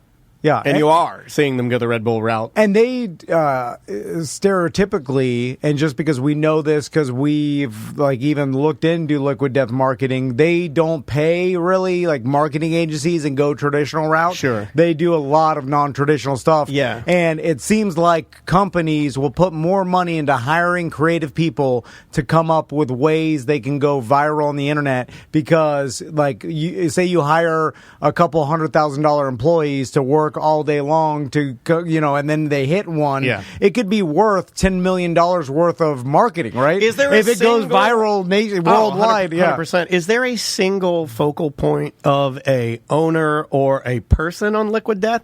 That's another reason why I think it's worked, is that we don't really know who's the guy behind it, right? Like we know that a lot of these other drinks that have come out lately, like Prime, for instance, Maisie drinks it. I hate it, but it's Logan and what's that other guy? XG1 or what? It's already made its way to an 8-year-old that lives in my house, right? So I hate it. Oh yeah, but my son's eating Mr. Beast bars from 7-Eleven. I had the D's Nut one. I had the D's Nuts one. It's not bad. It's not bad, Beast. The Feastables aren't bad. They're not. They're not bad. I can't stop because the D's Nuts. I can't. That old Italian nut guy. He has a brand. No, Mr. Beast has his own Feastable bar that the flavor is called D's Nuts. I know, but it's such a '90s old man joke that I get mad when I see it. It's just garbage. Yeah, but the fact that some young influencer finds it as funny as the old Italian nut guy, it makes me mad. I was like, D's Nuts is an old '90s joke that an old man says. It's terrible. Now, is there a Mr. Liquid Death? Who was the guy? Because see, that's the story. I think he's behind the scenes. I don't think. But he's smart for doing that, right? Because he knows. At least in my opinion, you don't want to make it about yourself. Well, he's also smart enough to know. I think that with the way celebritydom is treated these days, that if he shows who he is, and then people see him holding an American flag, then he's a conservative. If people see him wearing Crocs, he's a liberal. Like, business. Yeah, you can't, because people are going to. So you have to. If you stay in the shadows and just no, it's all about the water. It's not about me at all. Not at all. It's brilliant. Some people can't do that though because their ego's attached to it. So next thing you know, you're My Pillow. You're out there. But also, like if it's the oh my God, how much do you think that this company is worth? I mean, it's a lot more than we think. Liquid Death. Yeah. Don't tell us. It's Don't tell over us. $1 billion. Don't tell us. I think. Well, let's start. Let's do what you like to do. Let's talk about it. Started with sparkling and still first. Then they branched out to flavored waters, and then they branched out to iced tea. And they've been around since 2009. Yeah, they've been around for a minute. Yeah. They've had now they make a lot of their money too. It's like Harley Davidson. You got people drinking it, but those T-shirts, those beanies, all that stuff is hot. The flasks, the neon signs, they sell all of that stuff on their website. Oh, man. You're good at this, so I'm trying to help you out. I said over $1 billion just because I imagine it's distributed. 09 every gas station in the country, it didn't used to be that way, but it is now. You know, so they have major distributing, and when you're talking about those numbers, I'll go $1.5 billion. Did you guess? Sorry, I'm not good at this, but I'll go under. I'll go 500,000, which is $700 million. Hey, I wasn't mad. We literally almost hit it right in the middle. Yeah, just by doing what we don't really do. We talked about 500,000 is not close to the middle. Well, you don't want to go over. This is precious rights rules. 500 million. Oh, you said 500,000? I said 500,000. Oh, 500 million. I meant. Sorry, I knew what he meant. I meant half of a billion. See, then you got to speak idiot. You knew it wasn't 500,000. You knew what I meant. Yeah, I knew it wasn't $500,000. 500 million is what I meant. So that is. It also takes the power away from the obvious joke. Is that it is just canned water. Correct. We know what it is. So you have to know, like, and they know. They're like, we've canned water. We market it, like, aggressively. And then with our branding and everything, it's all about the branding. And then we'll get influencers to drink it. Here's what I would say. Is it really... Okay, we say it's all marketing. And a lot of the marketing is about, and I even said it earlier, it's about, like, more aluminum, less plastic. Is that even making a difference at all? Or is that just the marketing? I would imagine the people that are drinking Liquid Death, the fact that it's in a can and not a plastic bottle, maybe a slight plus, but not the reason. Is Liquid Death the pendulum reaction to our generation, or maybe my generation being more boozers? Well, there's a lot more people that are not drinking, and then the next generations don't. You know, like they don't drink like Gen X did. Gen X will drink. Yeah. Well, they're realizing like the abuse of the alcohol is bad for your body. We say it all the time. It's poison. Yeah. So there's a lot more people not drinking, especially younger generations, and then they want something because there is a psychology behind drinking something out of a can socially, and just having the can in your hand while everybody else is drinking beer. If you're drinking water, you do feel better about that situation and more social. You do. And I think that's part of it. My buddy Andres used to tell me about LaCroix. Like he would go 1-1. 15 years ago, when he would be like, "Hey, you got to drink some LaCroix. It tricks your brain into thinking it's beer." So like he would tell me that he's like, "That's how I could drink less beer is I drink LaCroix." And then and there is a psychological element about having like a sparkle water or whatever in a can that's the same size as a beer.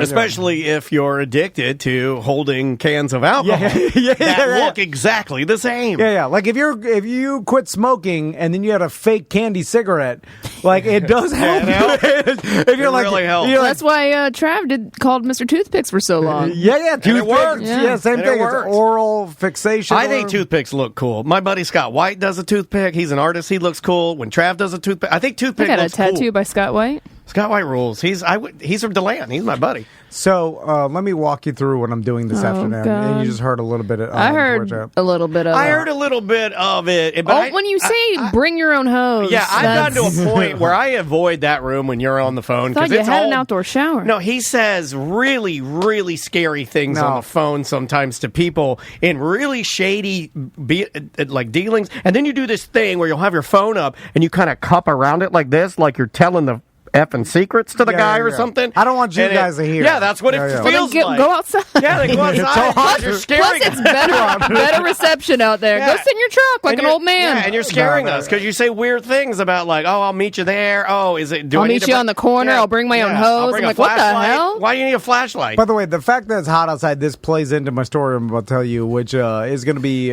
miserable. Do we have enough time to tell it? Yeah, real quick. All right. So, don't man, I like your stories. Friends from Miami are coming up, staying with me this weekend. Yes. And then we planned a boat day on Sunday. Yes. To go How many people are going on this boat? Well, he's going to do runs. He's 17. Going to do God damn. Are you serious? You're going to pull him on the banana or whatever you got? Now, I was against this, but now, so then my Crystal rented another pontoon boat to fit. Holy moly. How big's that van wallet over there? You're renting a whole other boat? I know. I was like, we don't need another boat. She's like, our boat has a 10-person capacity. And I'm like, yeah, but 17 it's barely kids. over, It's 17 kids. Yeah. It's like, it's been 10 full-grown adult fatsos. You put the kids at the front. Yeah. And then, anyway, Are they going in on it with you guys? Yeah. My friends are going. They'll split it. But, so, anyway. Like $40 a person. I started, like, my boat has low fuel, right? From the last time I took out my mom. When does it have high fuel? Have you run out of gas in your boat yet? Not yet, but it's coming.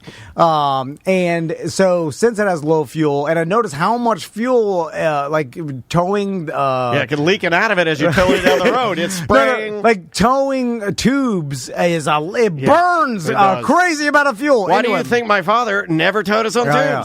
Cheap. So it's almost like you're towing an anchor. So that's such a dumb ditch. So then I was like, the last time I filled up at the marina, they jack up the gas prices, right? What are you, an idiot? Yeah. It's like buying the gas from the dealership. You never do that. So I did the old man Also, thing. they're going to mess it up. The deck boy or whatever, he's like whacking the thing against the side of your boat. And you know what? They don't post fuel prices at marinas. Because they don't. Yeah, dude. It's just like by the theme park. Or the airport. Or by the airport. Yeah. And I was like, for sure, everything's on the internet. I could find because I was like, what's the difference? Because I didn't want to go pick up my boat. It has no tag, by the way, because my trailer is still separate. Oh, my God. So, it's going to go great. Yeah. I don't want to go. A good boat start. Cops are going to be out crazy. All cops are going to be out crazy. It's a holiday weekend. The boat cop knucklehead season for boats. The boat, like my boat has a registration. My trailer doesn't. The boat's fine. But cops will be out too. Regular cops, land cops, they'll be out as well. That's why I'm going today. Because pre 4th of July, they all take a break. And then they work hard. They gotta gear up. They gotta rest. Anyway. They're resting and Sonny's barbecuing themselves to get ready. I called the marina and I'm like, how much is your gas? Never do that. They hate that. Yeah, they do because they put me in hold for a long time. Well, they don't even know. You know what happened? They change it day to day. They're like, hold on one second. Oh my God! How much can we get this guy for? What do I do? Somebody called for the price. What do I do? So they tell me it's $5.20 something. Right? Oh my God! It's non-ethanol. You should have put non-ethanol. Did you put a Joe Biden sticker on your phone that said "I did that"? Well, I wanted to. You should have gently laid the sticker on your cell phone. And so because you got to have non-ethanol because you use the ethanol and it just gunks it all up. This stupid corn. Anyway. They're getting their own Adidas. So they are, and I almost got them. So then I'm like, Wawa sells non-ethanol. That's right. But they don't put their prices either, right? Yeah, they do. Yeah, no, they do. not for non-ethanol. Yeah, I've seen it. I've seen it. I searched the internet But they the will other day. tell I don't know if it's on the website. They will but tell. Yeah, I'd say it should be. It should be. It's not on the website. it's on the Oh, signs. it's not? Yeah, no, on the There's sign. one right here, bro. Yeah, Just drive by. Boy, I gotta go. I want it on my phone. Like, He also doesn't want to Call Wawa. He doesn't want to pull that trailer up, but you could call him. You want to call him right now? You called the marina. No, I drove up there like an old man and looked. Oh my god! So, by the way, that is what I would have done. So then it's $1.20 difference, right? Wow, so that's a lot. Now you say it's a lot. Did you call them back to say?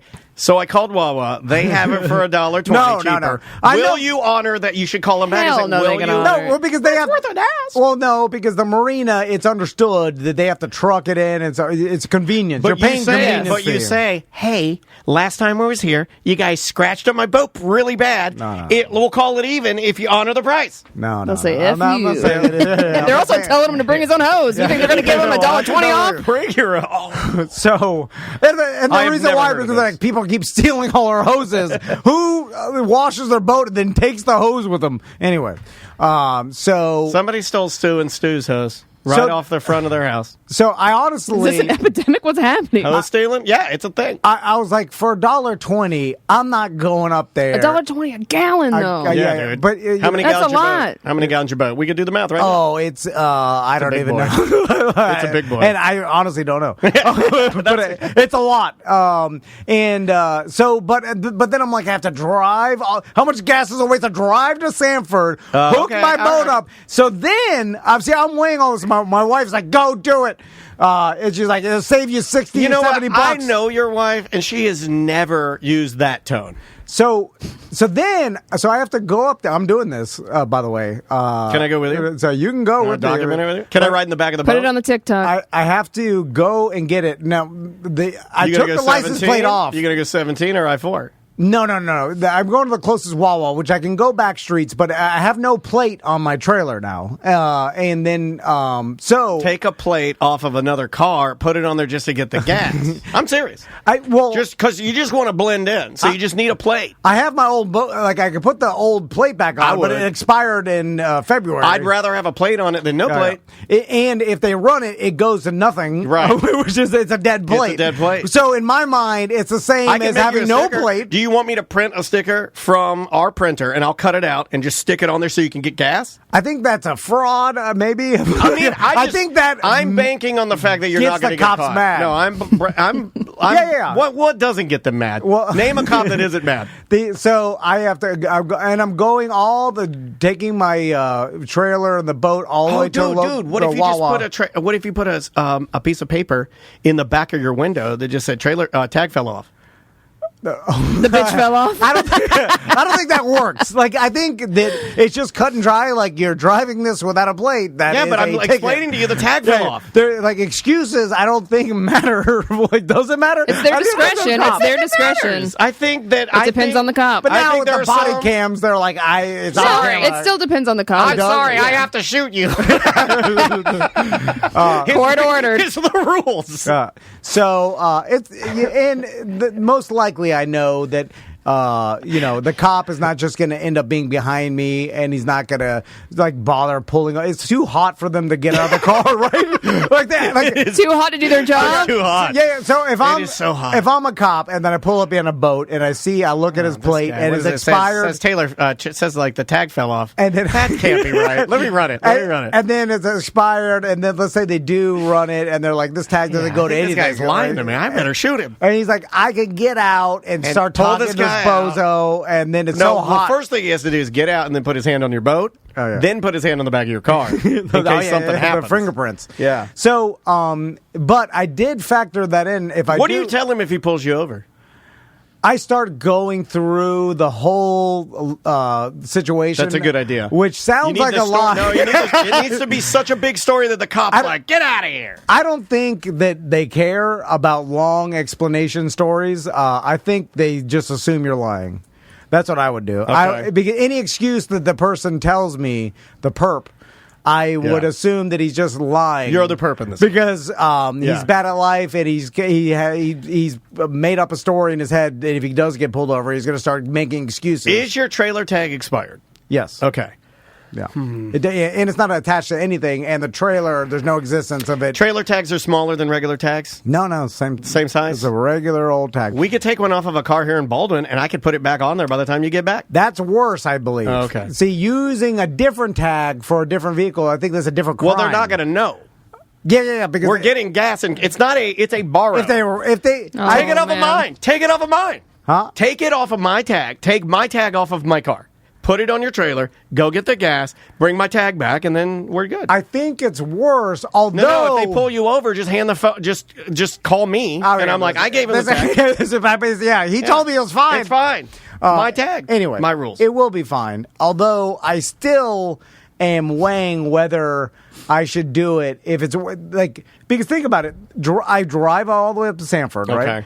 I get that, hook the boat on, the chains, the whole thing, whatever. Then I have to drive it to Wawa. And then, what's the closest Wawa to the marina? And by the way, when you're at Wawa, it's like 8 minutes away. So when you're at Wawa, it is always awkward because I take up a huge, like I have to take up like where people drive. You've never been good at pulling that thing through. You're going to take out some gas pumps? No. He'll get it in there, but it'll just be so awkward. But either my truck is sticking out or the boat it's awkward. You know, especially if there's people waiting, and then it's like and then people are like, I can't get out around your boat. I have to move. You got to go in the middle of the night, buddy, when nobody else is there. Go in the middle of the night. No, but then it's the middle of the night. Well, that way you're not inconveniencing everyone. $50?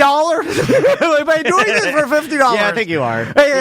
Like, is it worth my time? Like, I mean, we're talking about 3 hours of time. Well, could get a ticket. What's concerning me about this is you're going to have to do this every time you use your boat because you don't have a tag on it. Yes. No. It's like the problems are getting bigger and bigger. I don't need to. They have gas at the marina. I understand, but you're going to be shackled to their gas forever. What are you going to do if you want to take your boat someplace else? What if you want to go to Key West to visit Melissa and bring your boat? What if you want to go to use it in a lake? I'm going through the process of the homemade trailer now.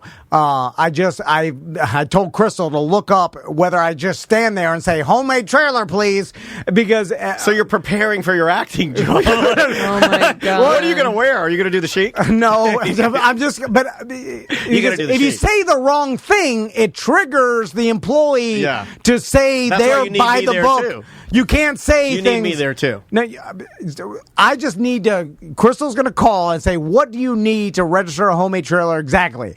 And then whatever they tell her, I'm going to have in my hand. And when you go up there and you say it to them, they're like, "Hey, yeah, your wife just called." They don't know.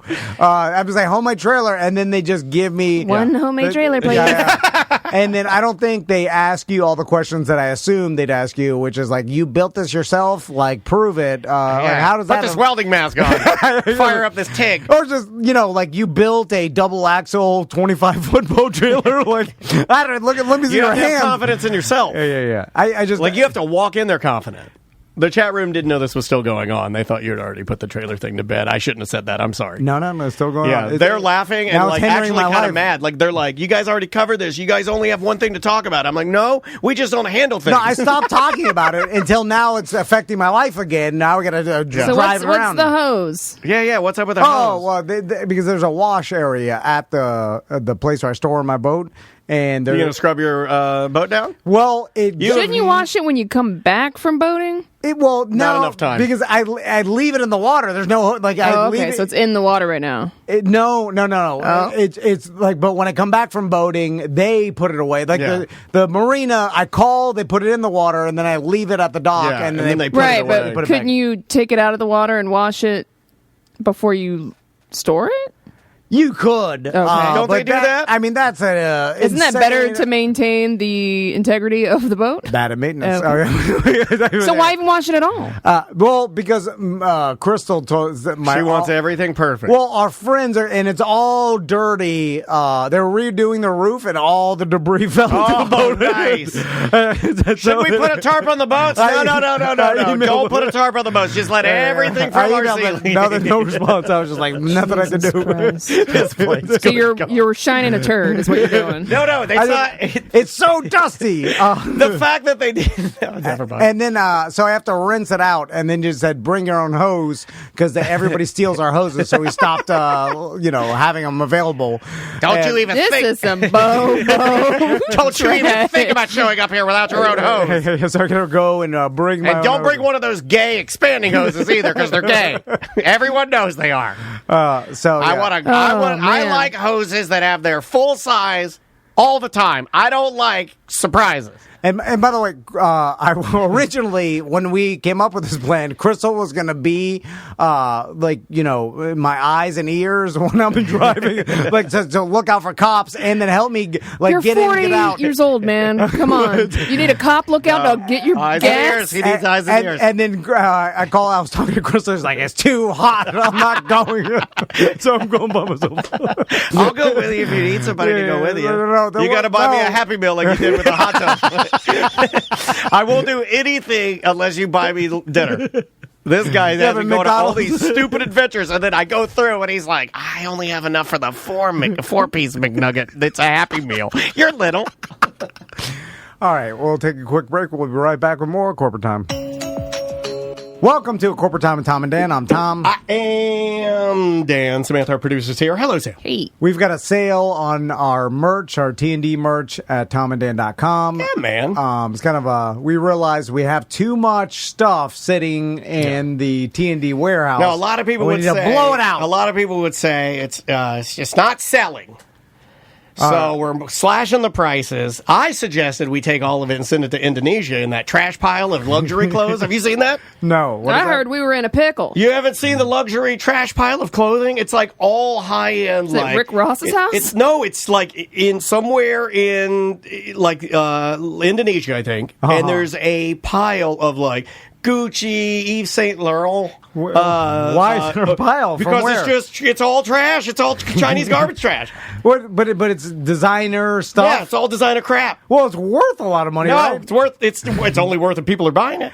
Yeah, well, you can put it online, right? Yeah, you put a Gucci nobody's buying it. Anyway, so buy our garbage for sale. That's what I was getting to. Please buy our garbage. Yeah, that's what I was getting to. I don't want to send it to the trash pile, so buy it. So on the line with us, one of the hardest working men in the business, Concrete Mike. How you doing, Mike? What's going on, everybody? You sound tired, Mike. For the first time ever. Sound like old school drunkie. Hey, everybody, what's going on? For the first time ever calling. Mike sounds tired. Oh, man, I've been out in Sumter County pouring 40 trucks of concrete a week on 2 different days starting at 2 a.m., and so my sleep schedule's all messed up. What are you building? It's like duplex, but they're like bungalow, like villa styles, pretty much like 1,700 square foot each side, and it's all going to be rental property. They got 120 units going up out there. That place is going to make $250,000 a month just in rent money. Oh, yeah. So, yeah, they can't build houses fast enough, Mike, because the rent is all off balance in Central Florida. It's also while the coyotes are everywhere, right? Aren't we, like, disturbing their natural habitat? Funny enough, there's actually a whole family of coyotes living in the woods behind my project. It's in between me and the Coleman Federal Prison. Oh, prison coyotes. So, Mike, first, you mentioned that you started at 2 a.m. Is that because it's so hot, no human could actually work 6 hours straight in this heat? 6? You mean more like 10 or 11? Yeah, we got to get the mud on the ground before the sun comes up because it's just so hot. We'd have guys falling out there if we were trying to place concrete. Tom says he has to get the mud on his pants before the pull chain breaks. So how is it because And Mike, I want to. I feel you complain about the heat more than anyone I know. I know. You don't like it, do you? I want to be tough. Do you want to move away from every Florida? Day. Do you want to move away? No, I kind of feel it. Every day I try to be tougher, and I'm like, you need to be tougher. You weak, you know. But you're not. You torture yourself. You're pretty tough. And I go work out in the backyard, and I try to eat powder for breakfast. Eat your powder. And then I try to have some discipline, which I don't.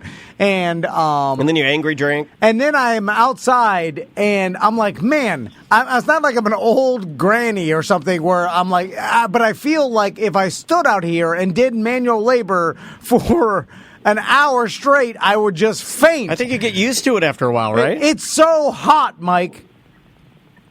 I know. Yeah, why are you telling him? He knows. How can you even do it? I know. Why'd you call me? I'm hot. F you. Like, how do you even get He's through conditioned, man.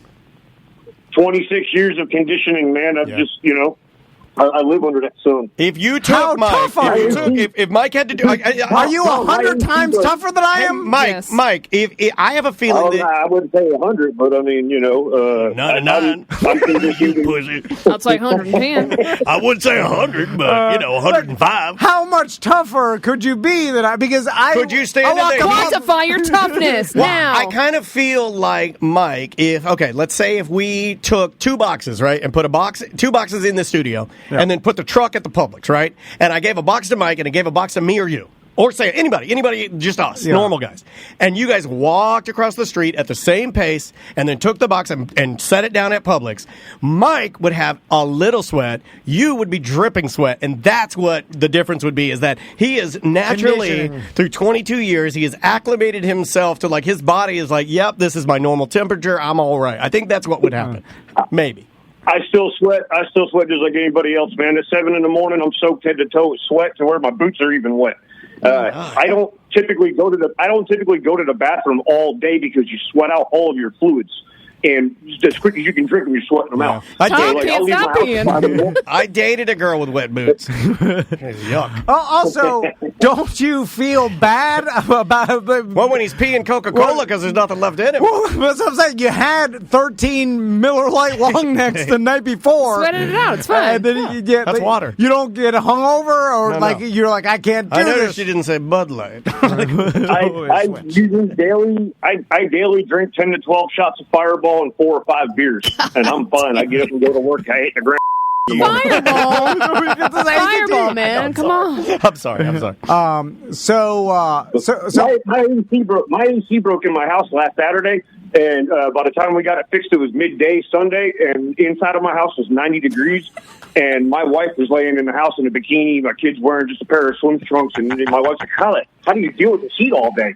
And I was like, going about like normal business. Didn't your wife yell at you that somehow your fault? Well, yeah, she didn't crow at me, man. It wasn't my fault the AC broke. Oh, I feel like it would be my fault. Something I did wrong. Who didn't call for preventative Tom would go to a hotel. Yeah, who didn't get the preventative maintenance by American Air and Heat? Was she telling you for weeks that we should change a filter or we should clean out there, we put vinegar in there, or you didn't? No, I do that monthly. Beginning every month, I change the filter out and I clean the line. It was a capacitor in the outside AC condenser that went bad. Did you fix it yourself? Yes. Oh, wow. Sorry, I didn't even 100 times tougher. I didn't mean to ask that, but that is the... so Mike... Dan gets to see his wife in a bikini in the living room. That's pretty awesome. My wife wears a one piece. It's gross. So, this is not the reason why we wanted to talk to you, Mike. The reason why we wanted to talk to you is I'm curious about the protocol of hiring a day laborer in front of Home Depot, because I feel like I would hire some of these guys if I knew the protocol, because there's constantly stuff at my house that I'm working on that I think to myself, I would pay someone $100 to come help me, because we can get 5 times as much done. Yeah, like right now, you want to put the outlet at the back of your pool. Yeah, digging a trench, doing a bunch of raking, general yard maintenance. I feel like I could hire one person and knock it out, and I would be more than happy to hire, pay them $100. Do you speak Spanish? A little bit? I have the translator app on my phone. I'm just Google trying to Translate. Trying to plan. And I feel like he doesn't plan. If I just, but I don't. I saw that. What's your budget? You have yet to talk about it. Oh, okay. $100. $100 to do what now? For a day's worth of work. How much is a day? How many hours is a day? 5 hours. No, he $20 said an hour. 5 hours. Concrete Mike's like 10 hours. No. Grueling. No. I want to be fair. I myself, I don't get out of bed for less than $35 an hour. But these guys there, if you're bringing them in for a half a day like that, you got to roll up and be like, hey, I got some stuff to get raked, or I got throw some sod, whatever it is. Like when we go pick the guys up, It would be just for them like digging ditches, around the perimeter of the building for the foundation. Now, Mike, and just need another body on a shovel. Mike, let me ask you a serious question. Tom doesn't think, like, if I rolled up there in his truck and then the tiniest, most unfortunate, very overweight little guy rolls up and tries to get in the back of the truck, am I allowed to go like, yo, Junior, I need the big boys for this one because it's a heavy job? Do you get to pick, like, your gladiator, so to speak? That's the thing, Can you Mike. choose your champion? I'm asking you a question that nobody would think about. No, because I would they don't definitely care. choose my champion. I'd be like, not you, that guy. What's there's 30 people standing there, or like I'm not joking. There's 16 people standing there. I saw them yesterday. He knows. I know about that. I know about that Route 50. I know about that Route 50 Home Depot. I come in from the side parking lot just so I don't have to deal with all them guys. Sneak up on them. No, but when I roll down my window, is it first come first serve? Who gets the job? Or do I just pick someone? Or because as soon as I roll down you pick somebody, say, hey, you basically roll up, be like, hey, I got this. Like, I got some yard work, raking, mowing, whatever, dig a couple ditches. But what if you don't like the guy? What if the guy that gets in the back of the truck has one arm and you're like, oh, crap, he's my raker? Well, you don't take him. Thank you. But not only that, but first and foremost, you want to try to find a guy that speak good English. So that way you can tell what you want. Told you they're out there. You ain't out there fumbling around. Are there any white dudes? Not usually. Not at that Route 50 one. No. So, damn it! No, but I want to be fair to the group and not just. Well, then you don't drive up. If you want to be fair, then you're the wrong business. Because day labor is not a fair business. Because I don't want to be like this guy broke protocol. Tom, radio wasn't fair. What are you trying to do? What are you doing? Nothing's fair. And then also they don't. Technically, what you're doing is illegal anyway. What do you care if it's fair? Is it illegal? Yes. Yeah, I think it is. This is America. Yeah, you got to pay taxes. How's it illegal? Yeah. How's it illegal, Sam? Yeah, no, it's Uncle Sam's not getting his GD taxes. Who cares on Uncle Sam? It would be illegal for him, is what I'm saying. Yeah. And I guess paying somebody under the table? No. You could pay somebody under the table, but if they have to. It's no different if I was to pay my nephew to come rake my yard and cut my grass. I'm paying him cash. So I'm not going to get in trouble for that. Yeah, you could pay anybody any amount of cash. Child labor. It's up to them to pay the taxes. It's up to them to declare it or not, and no one declares nothing. If you're declaring cash, you're a fool, right? Like who? Well, you're only supposed to declare it if it's under $600. Then you don't have to claim it and pay taxes on it. Yeah. Well, there you go. That answered. Yeah, somebody put that in the chat room, too. Yeah. But anyway, I'm just curious, Mike. So if I pull up and then I just roll down my window, whoever comes on my window, I just say, hey, I want a day's work, $100. You do the negotiation there. Then, okay, so when they get to my house, I'm doing the work, right? I got the whole day's work. And then do I offer lunch? What if he has to go to the bathroom? They open my bathroom. See your wife's butt. I'm not going to be like, go to the bathroom outside like an animal. Invite him inside. It's the backyard. He pees in the grass.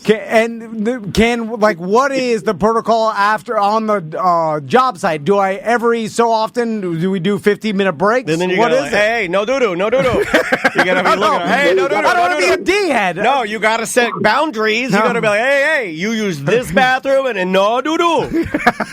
Silencio doo-doo. I don't know how to say that. How would I say that? You know more Spanish than me. I don't care if he takes a doo-doo. I don't care. Remember the mover that took a in my brand new house and Krista was mortified. Sorry, that's twice I've done that.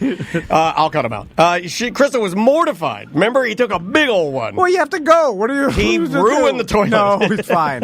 So, Mike, when they're at my house, what's the standard that they expect? I mean, my experiences were mostly on job sites, so there was a portalet there. You got to rent a portalet. But you got to at least have water and drinks for them. I wouldn't say you got to go as far as you got to let them swim in your pool. You got a pool party. What if he asks me? Have a pool party. Because if he asks me, he's like, "Hey, can I jump in your pool? I'm hot." And I'll be like, "Okay." He's like, "Oh, I poop when I swim." And then I'll go in the pool too. And then we're hanging out. Your wife comes home and it's just two bros in the pool having some White Claw ice. I hope he swims in his jeans. I didn't even have to jump in your pool when I was there doing your countertops. I wanted to. I watched you and the boys over there. You should have done it. You were swimming in the pool while he did the countertops? You're a bad person, Tom. No, I wasn't. Dude, you are. Yep. You're calling Mike a liar? Mike is saying you were in the pool while he was. My kids wanted to go to the pool. Yeah, you say we have So to did wait. Mike. So did Mike. Yeah, you know Mike, what I don't you get to could've. do? You know what I don't get to do? When my kitchen is getting remodeled and my daughter wants a sun kissed, I don't get to go in the kitchen. You see what I'm saying? No, I'll do it. Mike, you could have asked for anything. Dude, You gotta offer, man. I didn't know that, Mike. No, Mike, You know Mike's not going to do that. Mike, I don't warn him out. Mike, I don't warn him out for that. Honestly, I'm just messing with him because there's no way I would willingly jump into this dude's pool wet from head to toe. You know, that's not. Oh, the day laborers got him. You know how much urine is in that pool for my sons and me? There's a little They bit of... pee straight into it, Mike. It's fine. You're having to pee outside. They're peeing into the pool. They're ice cold while you're slaving away. So, Mike, is there any reprieve from the heat at all at a work site? Like, can you go and sit in the AC in your truck while something dries or whatever? What about those neck towels that I see a bunch of grandpas wearing? Yeah, the other guys will make fun of you if you have that. I mean, being that we're pouring concrete, there is no building, there is no shade, there is no trees because there's no landscaping yet. It's just dirt and concrete slabs. So our only get away from is to go sit in our truck, if we're lucky enough to get a break, because concrete does not stop drying from the time you start pouring it. It doesn't take a break. Oh, I like that. Concrete never takes a break, Tom. It's always going. Do you guys... luckily, with me being a supervisor, I get to sit in the truck more because I have daily paperwork. I got manpower reports. I got job reports, safety meetings, elongation reports that I got to do to send off to the engineers and stuff to get approved on these high-tension cables that we do. So, I get a little bit of break from it. Not like I'm not out there completely 12 hours a day, 10 hours a day in full sun. I've worked hard to get to that point. I get to, more than I have to, but I got to deal with the stress and the management and everything of running the job, You don't sound very stressed, though, because I remember that one time. That's a compliment. Had 6 fireball shots. I remember that time you were working on the high-tension cables, and you were like, yeah, I was just cutting one that any moment he could blow up and cut me in half. And I'm like, good Lord. Well, because when you're it's just like the heat. When you're used to it, it's not as big of a deal. No pressure. Yeah. Like, we sit in the AC all day, and then when you go out into the heat, it blows my mind how hot. I'm like, you're going to die out here. Yeah. But that's just in relation to me sitting in the AC. It's just a panic. When you're under stress all the time, then the stress it gets devalued. Like working out. Well, Mike, good luck in the heat today. You have to go work all day in the heat as well today. Tomorrow I got 22 trucks coming tomorrow. I'll be on site by 2:00 in the morning. Concrete's going to roll up at 3 a.m. And we'll hopefully get out of there as quick as we can before. Hopefully by noon we can be out of there, so before it's 105 degrees again. And when you're done at noon, do you go straight home or do you go to Twin Peaks and anger drink? No, I come home. After I get off the phone with y'all, I'm getting ready to go out and cut my grass in this heat. Oh, my God. 100 times tougher. Yeah, you have to wait till 8 o'clock at night. You have to cut your grass at night. God. I'm going kayaking wiki-watchy on Saturday, so I got to get it done. I got to cut the grass because I'm not going to be around this weekend to do it, and it's already like a foot tall. You're like, you know what I'm going to do on my off time? I'm going to go sit in the heat on a boat. Hey, splash around. Yeah, you're not looking forward to it, are you? Mike, we'll see you later, buddy. We love you, man. It's all spring fed. It's 72, 73 degrees. Right. The water's beautiful. You just jump off the kayak and go swimming and cool off, and then get back in. That's not what Tom's talking about. He's talking about his boat, I think. I am talking about. There is the part where you swim in the cold, refreshing water, but then you're just sitting on top of the water in the so you have to stay in the cold water, and then you get a sunburn. Yeah. All right, Mike. We'll talk to you soon. That's what my Tom and Dan straw hats for. Yes, sir. Yes, sir. We'll talk to you soon, man. All right, y'all. Love you. Love you too, buddy. And man, I think about like roofers too. Like, God, the roofing one bothers me because I've been up on a roof before, closer to the sun. It just just the heat off of those shingles is crazy. Yeah. The other man, I was walking across like a black asphalt the other day, and I smelled like what it smelled like, when you're driving and there's asphalt trucks that have the hot asphalt. Cooking the tar, like fresh tar. I smelled like the burning tar. Yeah, it'll start cooking from the road, and it's just coming up in waves. And I'm like, this. It's insane that people work on some hot tar roof, and they're doing this in this temperature. Like when people say it's so hot, a lot of songs have used that phrase. Like it's so hot you could cook an egg on it. You can, right? Yeah, you can take an egg out there and crack it and just fry it in the sun. Do you guys want to try the hot mayo sandwich challenge in this heat? Come on, buddy. What is the hot? It may actually I remember that. Be so hot it'd cook anything that could grow. It might actually grill the bread. Make a grilled cheese. Well, I mean, that's that old trick for getting really good toasty bread is you put mayonnaise on the outside instead of butter, and then you lay it in the pan.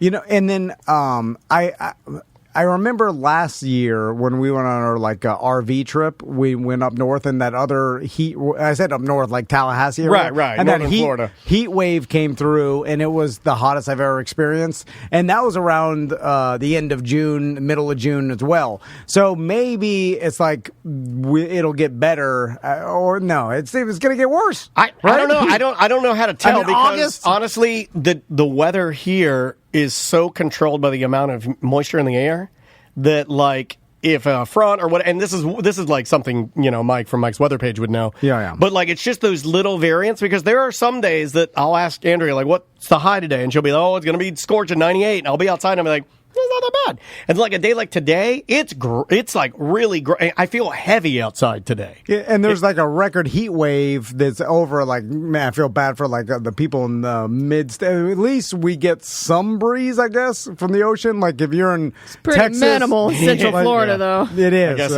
I feel like you're being appreciative for the little we get, which is okay. There's nothing wrong with that. Because I'm trying to determine is it does it feel hotter here than it is Texas.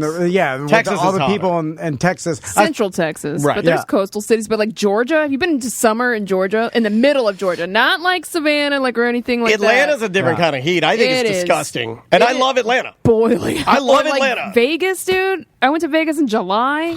Why? Although the literal desert, Satan's butthole. It is. The sun is worse, and the heat is. And it's all concrete, so it's all just coming back at you like an oven. But I'm telling you, the humidity's got to be worse for us. It feels hotter. Yeah, than it does. Sure, the humidity's bad. Yeah. But the desert heat, it's piercing heat. It's a different kind of heat. They're both bad. I don't know which one I prefer. I feel like I prefer Florida's just because I'm used to it. That's a concrete Mike theory, right? Based on the fact that we've navigated this since we were children, so this is us. Man, whereas the way to live your life as a human is to get rich enough to only be in climates that need a biodome. Comfortable. Well, the whole thing's there. There are people that do this. They chase the climate. And you could always be in a comfortable climate.